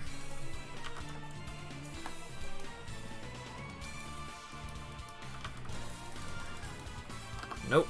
Didn't get the teleport off. Life is Beautiful, absolutely on theme. Okay. Okay, we're in, we're gonna die. Goodness gracious, look at this mess! That's the thing I need to kill right there. Now, my strategy for this room is if I can start clearing out some of the horde, then, like, okay, see, so close. Okay, if I can start thinning out some of the horde, then I can start kiting a little more efficiently. I can start, like, living for more than a couple of seconds.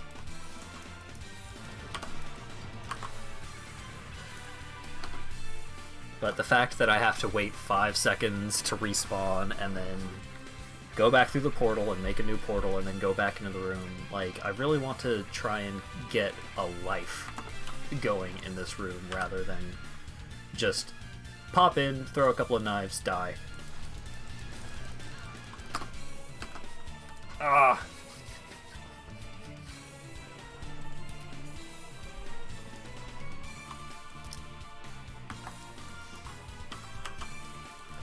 Okay, okay, nope. Nope, absolutely not. Not even close to living for more than a second. I'll give this a couple more goes. We may just have to come back later.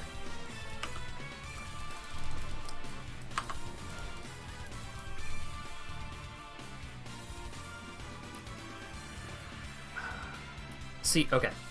These Seraphines deal a boatload of damage.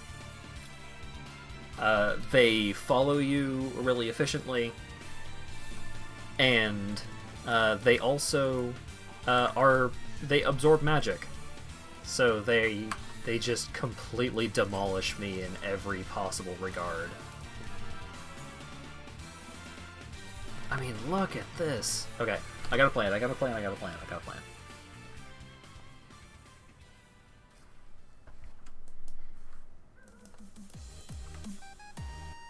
And this song is actually kind of thematically appropriate for my plan.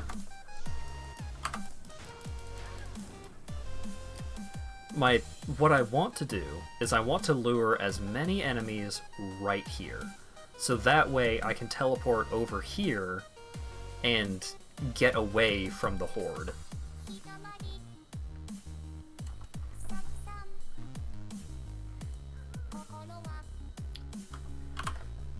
Do I have any abilities that can help me survive just a little longer here? I don't think I do. I think a lot of it is just very reliant on luck.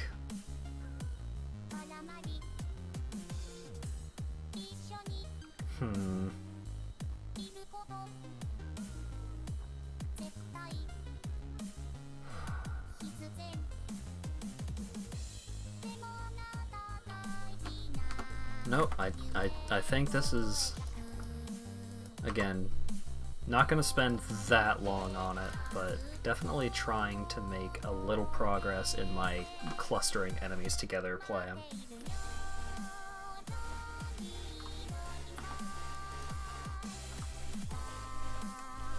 The wubs. I'm sorry, Lonely Rolling Star, but you were just not doing it for me. Did I kill something? There's that Seraphine right there. Okay, so enemies are starting to get closer and closer to the door.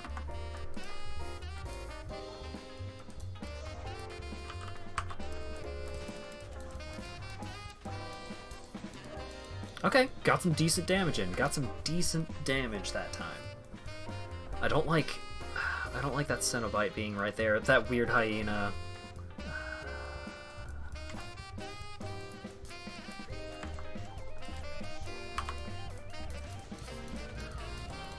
See, I need it to be like clear right around here, because I know there's like way down at the bottom there's definitely a real bad situation. But my plan is like I need to make the door worse so I can make everything around it better.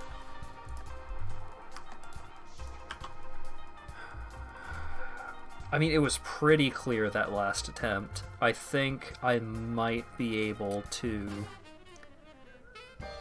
kind of sneak out.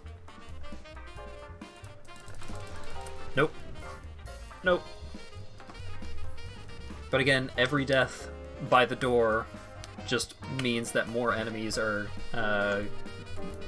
like clustering by the door, and then that one time that I get away from the door is gonna buy me so much time.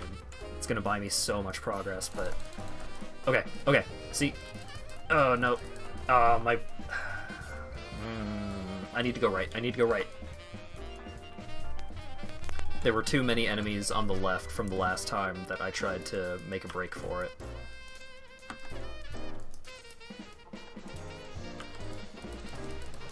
I didn't... My body armor's damaged. I guess that shouldn't really be a surprise. Look how empty that whole situation over there is.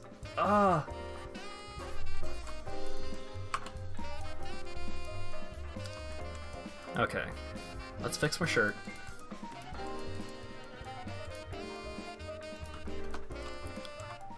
Okay, I can do this. I can do this.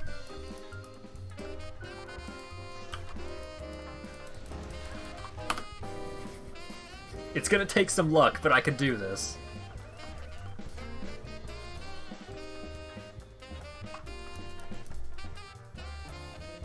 I keep going to the waypoint as if that's where I want to be.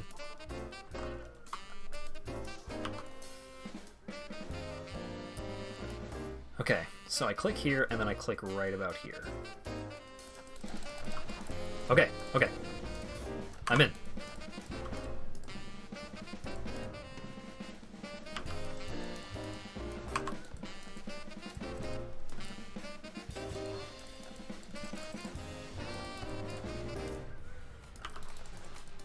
Oh boy.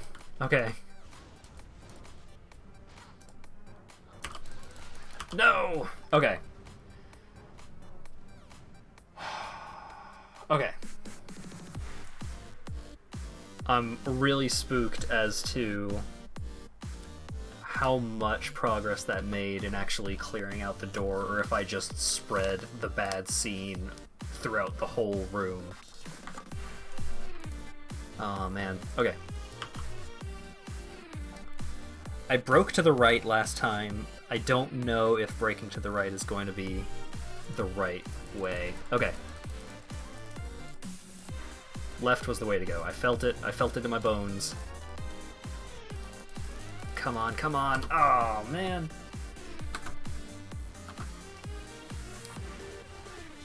Okay, but the doorway was a lot clearer. I was able to actually get the warp off. Okay.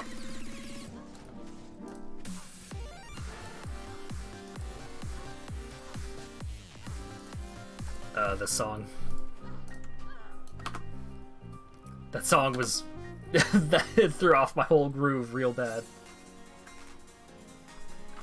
Okay. We've made a lot of progress here. It may not look like a lot of progress, but we've made a lot of progress. So now I can get in some damage from the door. Look, I see corpses! I do need to like this song. You're right.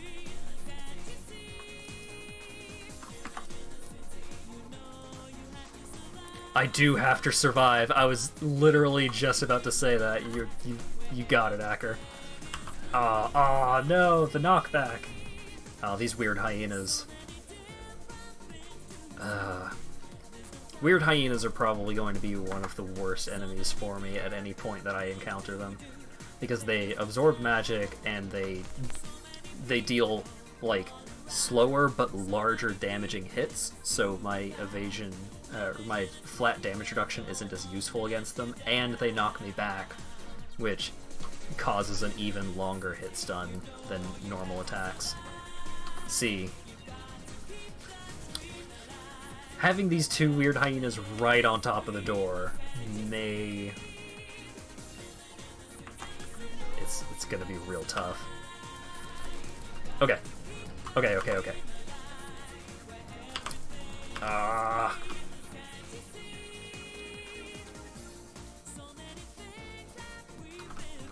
Try this music. I'm scared. No, I'm very scared.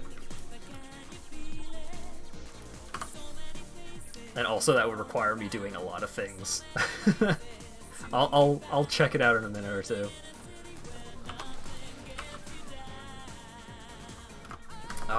My whole groove. Oh no! I had it. I was doing it.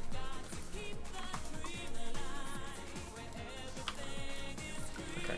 Okay. Okay. We're in. We're in. We're in. Are we in? We're not actually in. But I think that pulled the enemies away from the door far enough that I will have a little bit of breathing room next time I go in.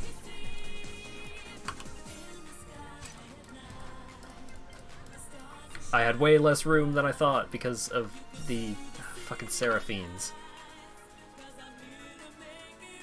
Okay, couple of more attempts. I know I said this last time. Couple of more attempts. And then I think we may just have to come back. Yeah, difficulty very easy. Thanks, game. Nope. I'm not doing enough damage. I'm not surviving long enough. I think this is going to be a we'll do it later situation. Okay, I'll pause living in the city. I'll take a look at what this link is. What the hell is this?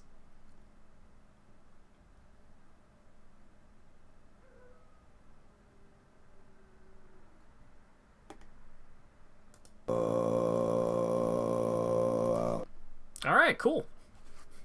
Some manner of throat singing, which... Okay, Mongolian throat singing, yes, okay. I was going to say Himalayan throat singing, but Himalayan seems correct. Not gonna listen to that. Gonna listen to Sonic music instead. Whoa, web captioner. The text formatting. Oh my god, what is going on? Hang on.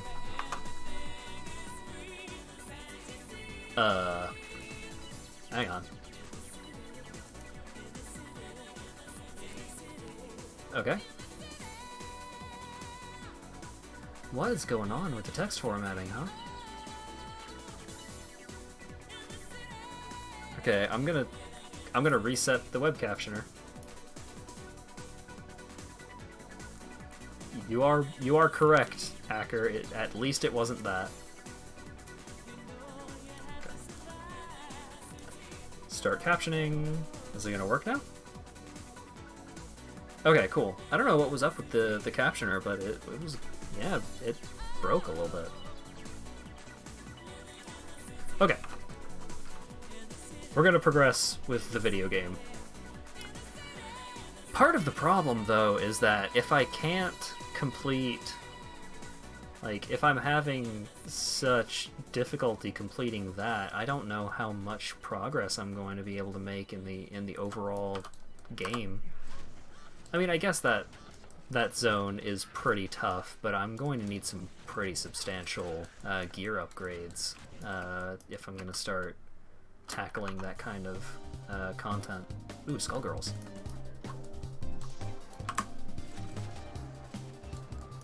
The throat singing was too strong. Yeah. Mongolian throat singing is not my bag of tea.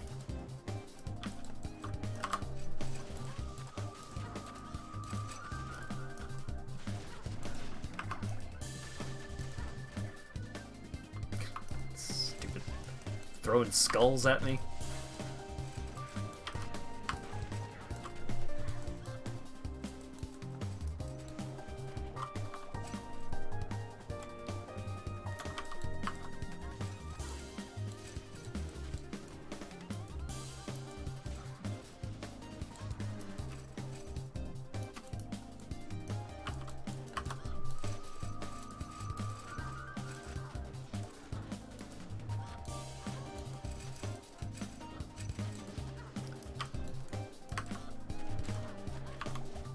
Yeah, with how much we're starting to fall off and how drastically we're starting to need some gear upgrades, I think this is looking like it may be our last Median XL stream for right now. At least the last, like, major Median XL stream. What I might do every now and then is I might start cycling what games I'm streaming a little more frequently rather than just streaming the same game until I'm done with it. I might start alternating between this game and that game, so the next stream we may not move directly into Diablo 3. We might take a break. I have been recommended to play Super Mario RPG, so that might be that might be an upcoming game. That one was just on me. That one, I was just not paying attention. So, Super Mario RPG, maybe upcoming after Super Mario RPG, or maybe amidst Super Mario RPG, I may do like one Mario stream and then one Diablo stream.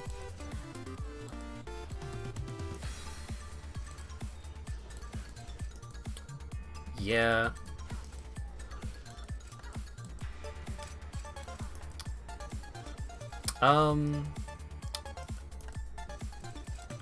It wasn't Vampire Killer that scared me a whole lot as a child. It was...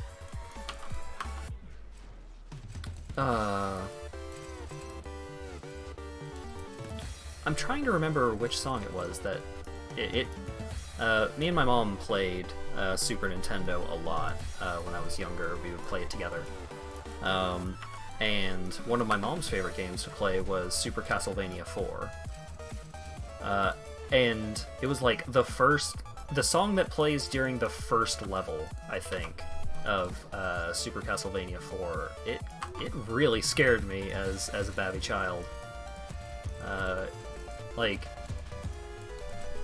not gave me nightmares or anything, but it was just like it had this really unsettling, really spooky sound to it, in a way that, you know, normal scary music didn't really get to me.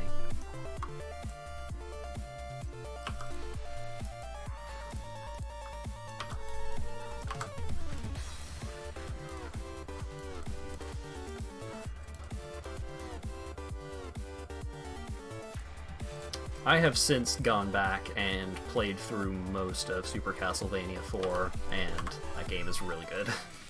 And I actually really like the song that used to scare me. Ooh.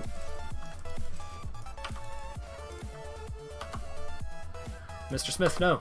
I thought I could walk between that bed and that side table, but nope. I got caught and I got bonked.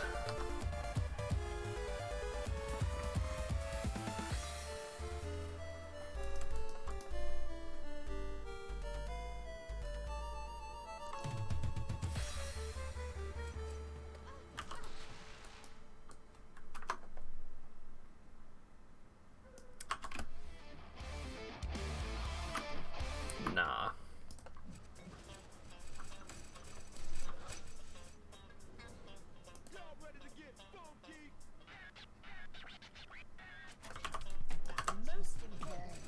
Actually, something that I'm considering here now, since we're starting to have so much difficulty progressing with this character, and I don't really want to spend a lot of time trying to farm for better gear. What I might do is show off a good build. Actually, you know what? Okay. First things first, we got to Hell difficulty. That was the main thing that I wanted to successfully do as this character.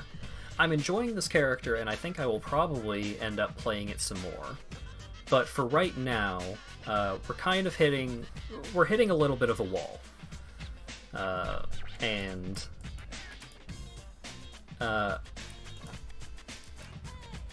getting to Hell was the main thing that I wanted to do throughout, for this, you know, solo self-found, no guides, etc.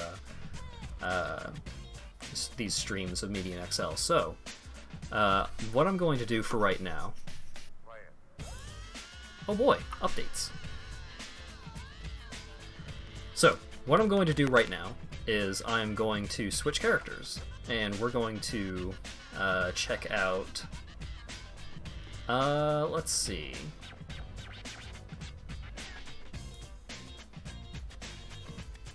Yeah, let's go with my main. So this is the Paladin that I've put a lot of time into. And this guy does a lot of things. So, first things first, he has a lot of items in his inventory. I forgot how bad it got.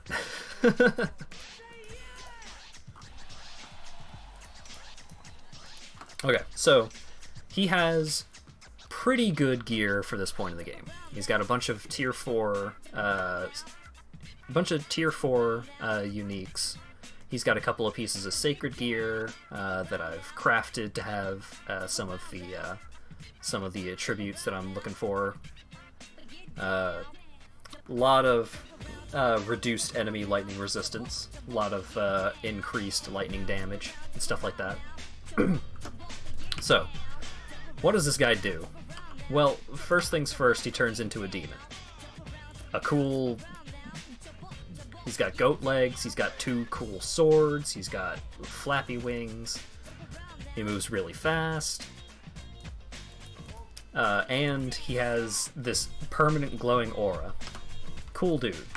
He's got 3 buffs that he maintains pretty regularly, and he can summon 15 dudes. And these dudes are very helpful. These dudes make it so that I don't die. And then he has this shorter term buff that affects the whole party rather than just himself. And then, well, what does he do to actually hit things, you might ask? Well, let's go to Tranathula. Oh, and I also have a mercenary friend. This guy is a little sturdier than the other mercenary friend because I actually have given him gear that doesn't suck. So this guy shoots giant laser beams. Oh, I need to enter Super Beast form. So he shoots giant laser beams, and the giant laser beams spread out when they hit enemies. And you can target the ground close to you to get the laser beams to spread out further. Oh, and these turrets, my mercenary friend summoned these turrets. And they do a bunch of damage. Nah. Yeah, Shovel Knight. Got a shrine. He also summons these ghost turrets that shoot dark energy at enemies. So these can be used to, like, peek around corners, basically. Like, for example, oh, these Amazons over here are going to deal a lot of damage if I come around the corner. Well, I guess I better throw a bunch of turrets around the corner so that the turrets can shoot them, and I'm not putting myself in harm's way. So, you may also notice that this build is a lot more visually hectic, let's say. Let's say it makes it a little hard to see what's going on. This is the character that I had, that I was playing with Lawyer Dog. We were doing some co-op play, and oh my goodness. Poor Lawyer Dog, he relies so heavily on, like, outright evading enemies and attacks and such for his survivability.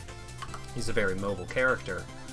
Meanwhile, oh yeah, no, just don't worry, just dodge those projectiles. You see the projectiles over here, you just gotta dodge them. Just make sure that you're paying real close attention and don't get hit by the projectiles. Don't mind the things that I've reanimated, or all of my summons, or the giant laser beams that completely block off all visibility. Don't worry about any of that.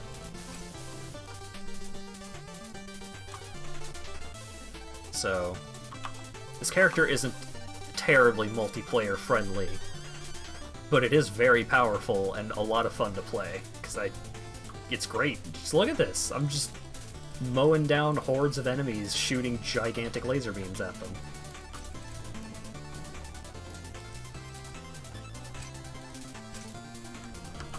And I have this militia of meat shields.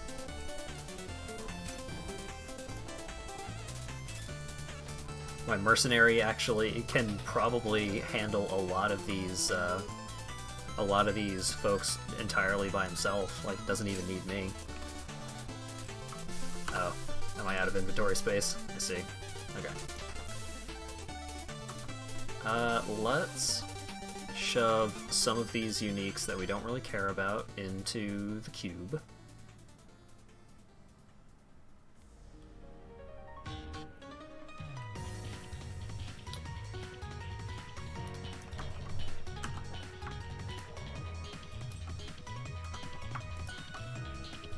Okay, let's see what the shield's all about.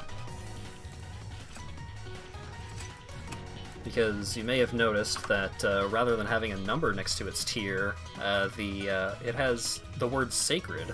That means this is an item of the highest tier that you can get.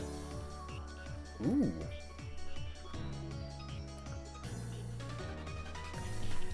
This shield is interesting, but I don't think it's... Actually, this is a weird piece of gear. So, it gains a lot of its benefits based on how many great or elemental runes I have shoved into it. Great and elemental runes are tough to come across. You need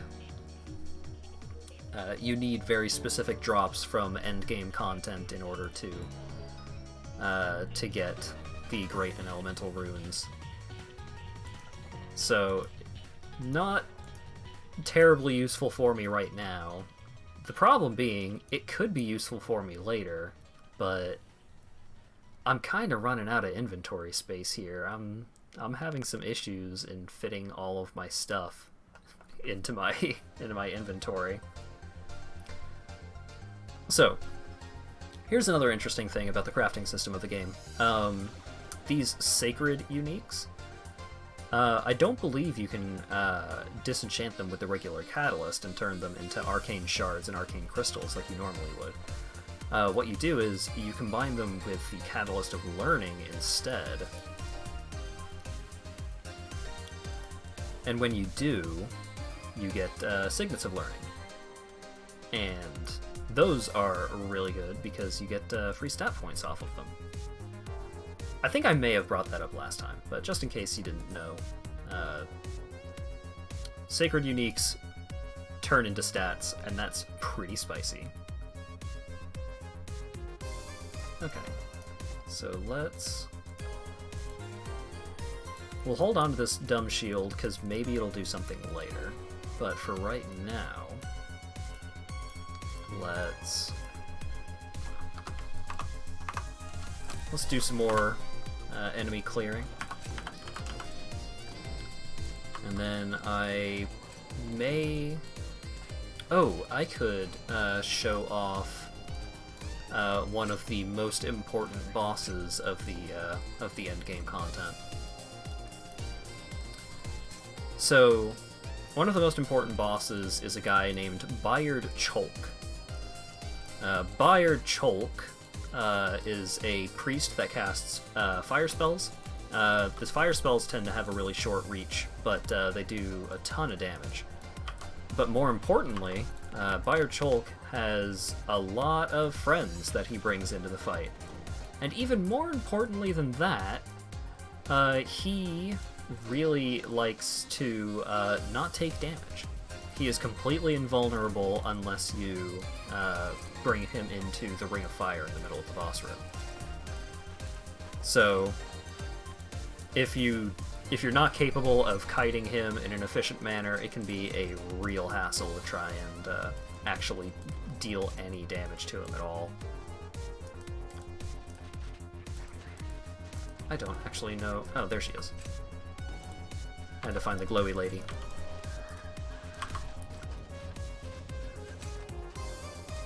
She has not taken much damage here. What a hassle.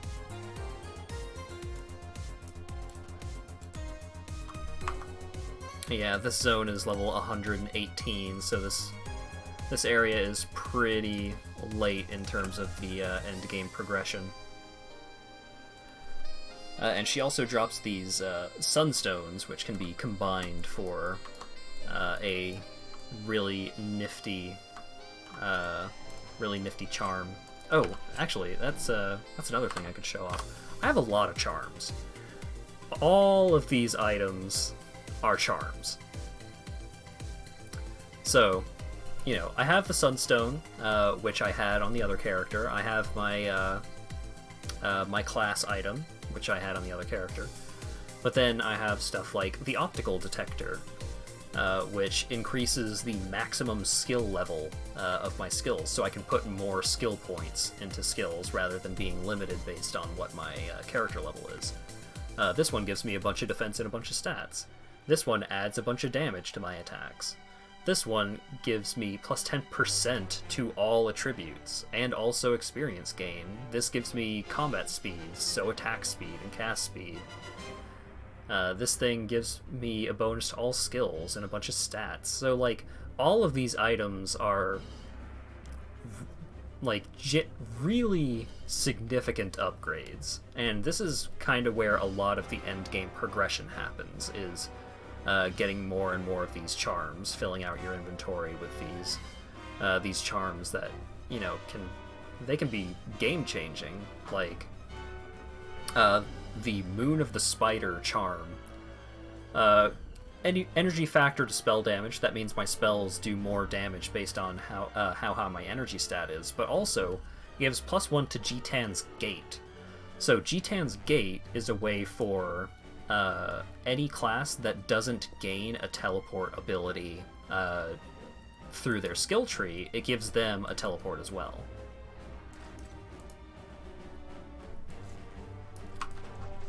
So picking up these charms and progressing in that manner is... it can be even more substantial an upgrade than a new piece of gear or something like that.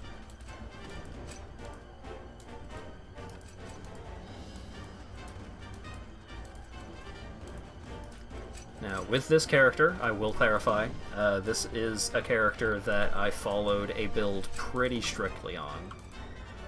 So, like, all of these tiered uniques that I have, they were tiered uniques that were recommended by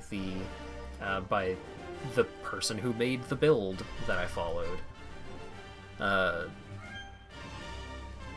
Like, this, off of the build. This, off of the guide. This, off of the guide. Like, how did I know what kinds of pieces of gear I wanted to craft? Because my gloves, my chest piece, and my boots are all crafted items. You can see that they are all Shrine Blessed, that green text. So how did I know what kinds of pieces of gear I wanted to craft? How do I know what kind of rolls I'm looking for, what kind of stats I'm looking for on them? Well, that's all from the guide. So, this build, infinitely more effective than the assassin that I was playing before. It's not even comparable. This guy just blows the assassin out of the water. But, you know, I played this character. I progressed through most of the content by my own volition. Some of it I had help, played co-op, but this wasn't really me. Like, this isn't my build. This is someone else's build. I just played it, and that's why I wanted to do the no guide challenge. I wanted to see how proficient I had gotten in this game just by, like, following these other builds.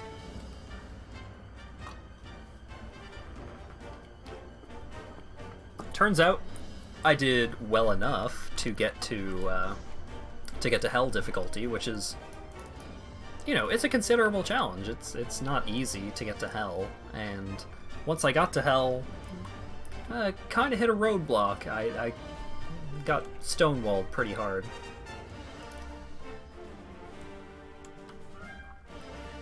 But you know, I got there, and it was for the most part, it was me. I had a little bit of help, but help from people in the chat feels different than help from just following a guide word for word. So, let's go see what Bayard Cholk is up to. This is one of the unique zones that that has been created by the Median XL team, so it's not perfect. It can be a little buggy sometimes. Sometimes pieces of the environment that should go transparent when you go behind it just doesn't, so it ends up just blocking your view, which can be a huge hassle.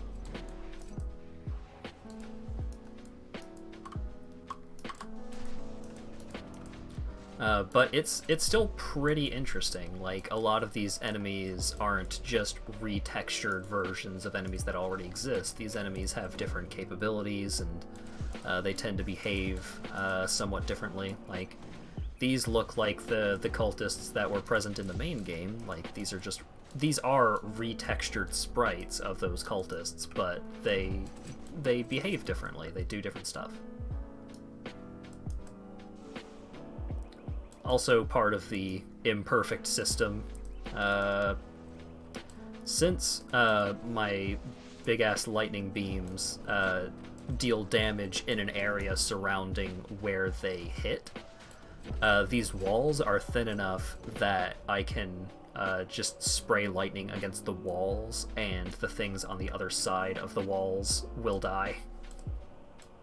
Which is really funny. So, this guy is Bayard Chalk. Those flames that he shoots off deal a lot of damage. Currently, he's immune to all damage. But there's a ring of fire inside that boss room that we're going to try and kite him into. Unfortunately, he has a bunch of friends with him in the boss arena right out the gate, but that's okay. These guys are pretty easy to deal with. It's the guys that he summons after this that are the big problem. And also, you notice my mercenary died, and all of my summons died. A lot of this endgame content, they don't mess around. Like, they deal damage.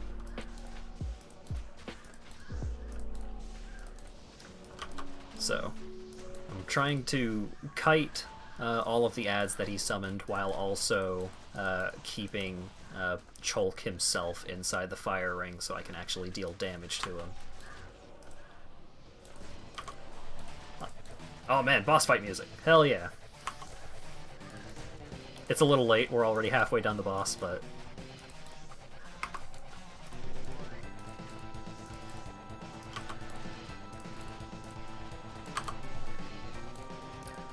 yeah, when I first fought this boss, it took a hot minute to, like, make any considerable progress, let alone, like, almost killing him over the course of a minute or two, like I have. But, like, I've gotten some pretty substantial gear upgrades and a decent number of levels since then, because currently I'm level 120-something. This challenge is absolutely 100% a challenge that you want to complete as soon as you hit a level... goodness gracious. As soon as you hit level 115. Because this guy, the charm that he drops unlocks one of your skills. And so getting access to a new skill, especially some classes have better unlockable skills than others, but getting access to a new skill is huge. Like, on this character, the skill that I gained access to was Blessed Life, which reduces all incoming physical damage. That's huge. It's just a flat reduction to any physical damage that I could take. Like, that is a massive upgrade. Because physical damage tends to be some of the worst in terms of damage that's hard to avoid. A lot of spell damage tends to be, like, in projectiles that you can theoretically dodge, duck, dip, dive, and dodge around. Physical, like, if an enemy gets too close and hits you, that enemy is likely going to deal damage to you, and that damage is going to be a lot.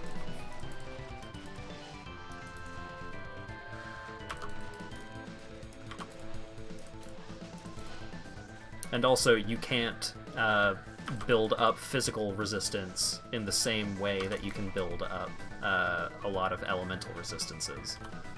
So, like, this guy deals a lot of fire damage, so I can reduce the fire damage that he deals a lot just by having maxed out fire resistance, but if he were to just come over and hit me really hard with a stick, that damage is a lot harder for me to deal with.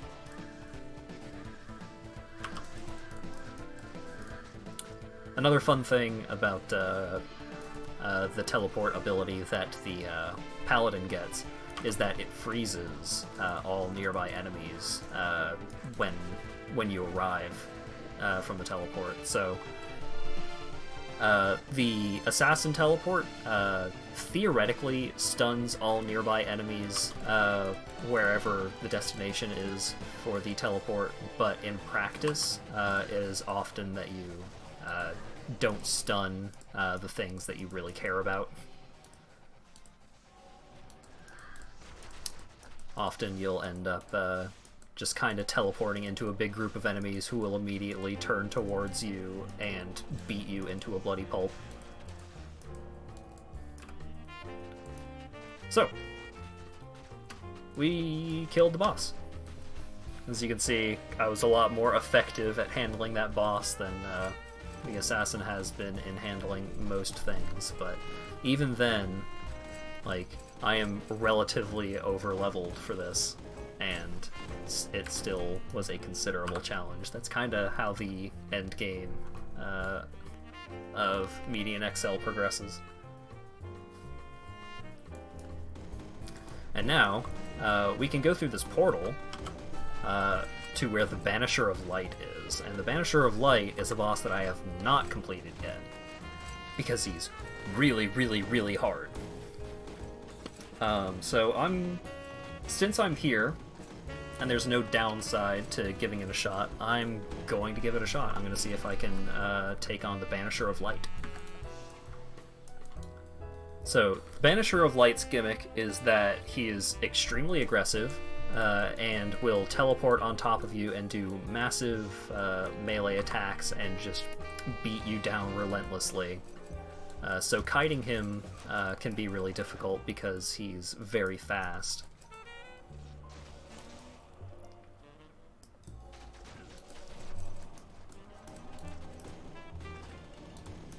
And also, he summons a lot of dudes, and the dudes that he summons tend to be...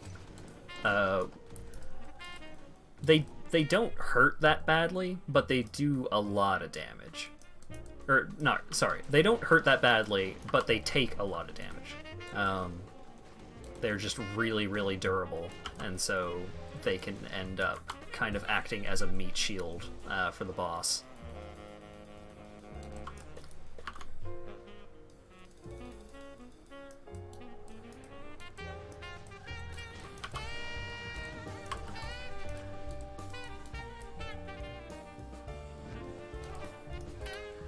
So, you see how I was blasting that guy with my big old laser beams for a good couple of seconds, and it barely made any kind of impact on his health bar?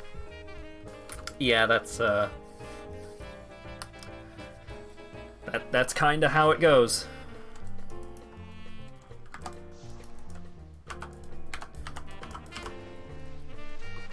Yeah, he has tons and tons and tons of life and deals tons and tons and tons of damage. So, once... Hell is kind of a gear check in general, just to make sure, like, hey, are your numbers good enough to be here? Can you step to us? But then, even once you get past that, that point,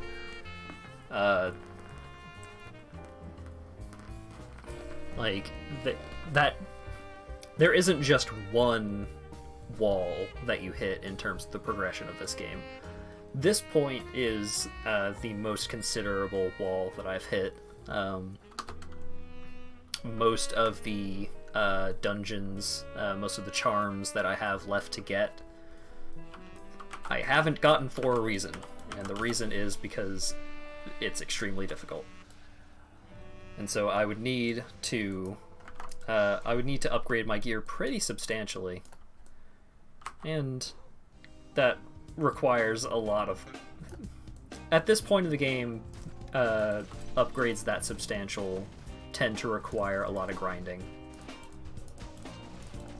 And I've been doing other stuff rather than choosing to just do a ton of grinding for better gear.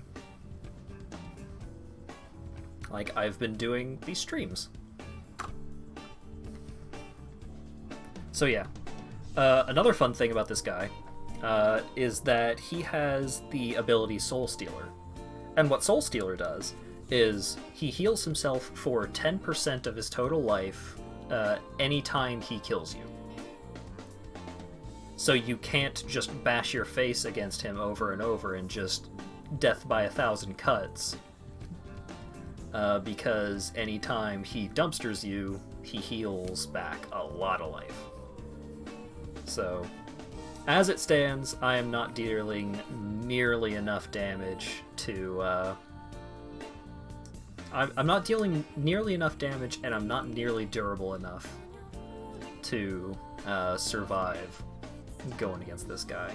I really need to get better gear, but rather than spending a whole lot of time doing that on stream,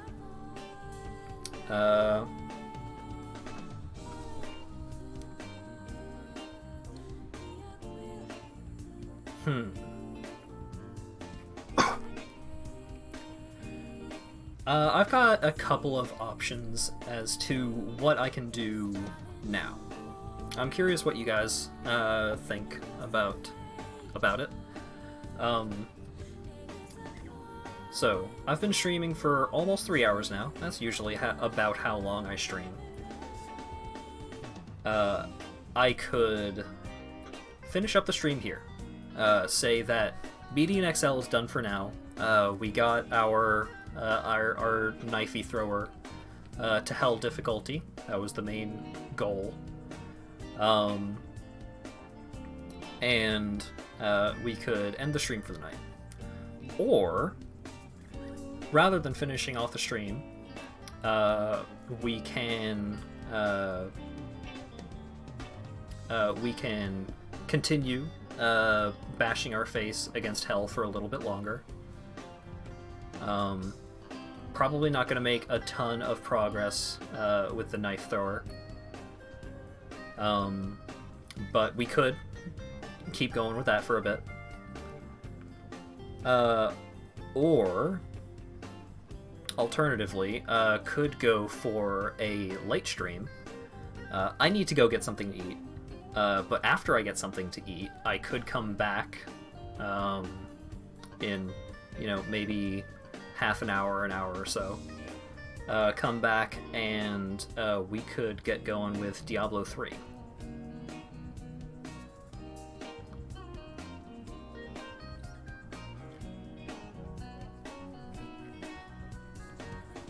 Good with anything? Sure, that makes sense. Regardless of what I do tonight, I am probably going to set myself up to start Super Mario RPG tomorrow.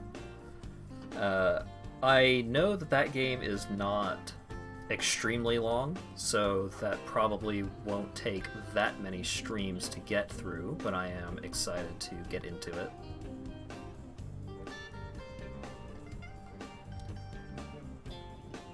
Although, Yakuza 5 did release today, so maybe I will swouse on out of here and put some hours into that, so that way I don't spend... Oh, this is a different version of this, huh? This is Sonic's theme from Sonic Adventure 2, I think.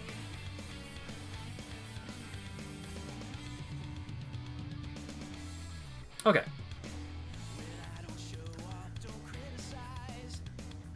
Yes, even Sonic is being indecisive, huh?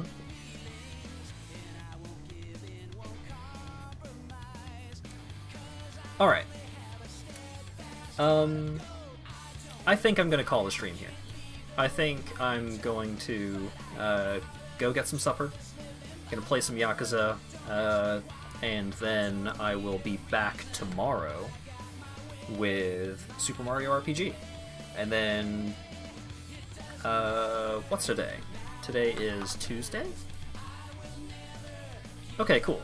So, I will probably come back tomorrow with Super Mario RPG. And then on Thursday, I will probably go ahead and start up Diablo 3. And then we'll kind of alternate streams, so we'll do Super Mario RPG, and then we'll do Diablo, and then we'll do Super Mario RPG, and we'll keep doing that until both of those games are done.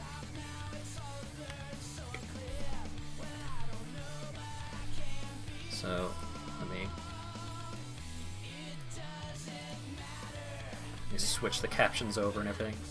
Yeah, thank y'all so much for showing up and hanging out, watching me attempt to do some endgame content, and then successfully do my endgame content on a better character.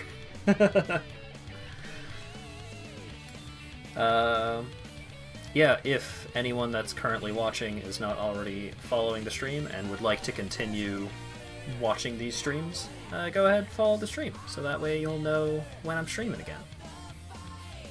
I'm probably going to be streaming most days, aside from Friday and Sunday, since I have tabletop games on those days. And I'll just try and keep up streaming stuff. Hopefully people continue to enjoy watching my streams.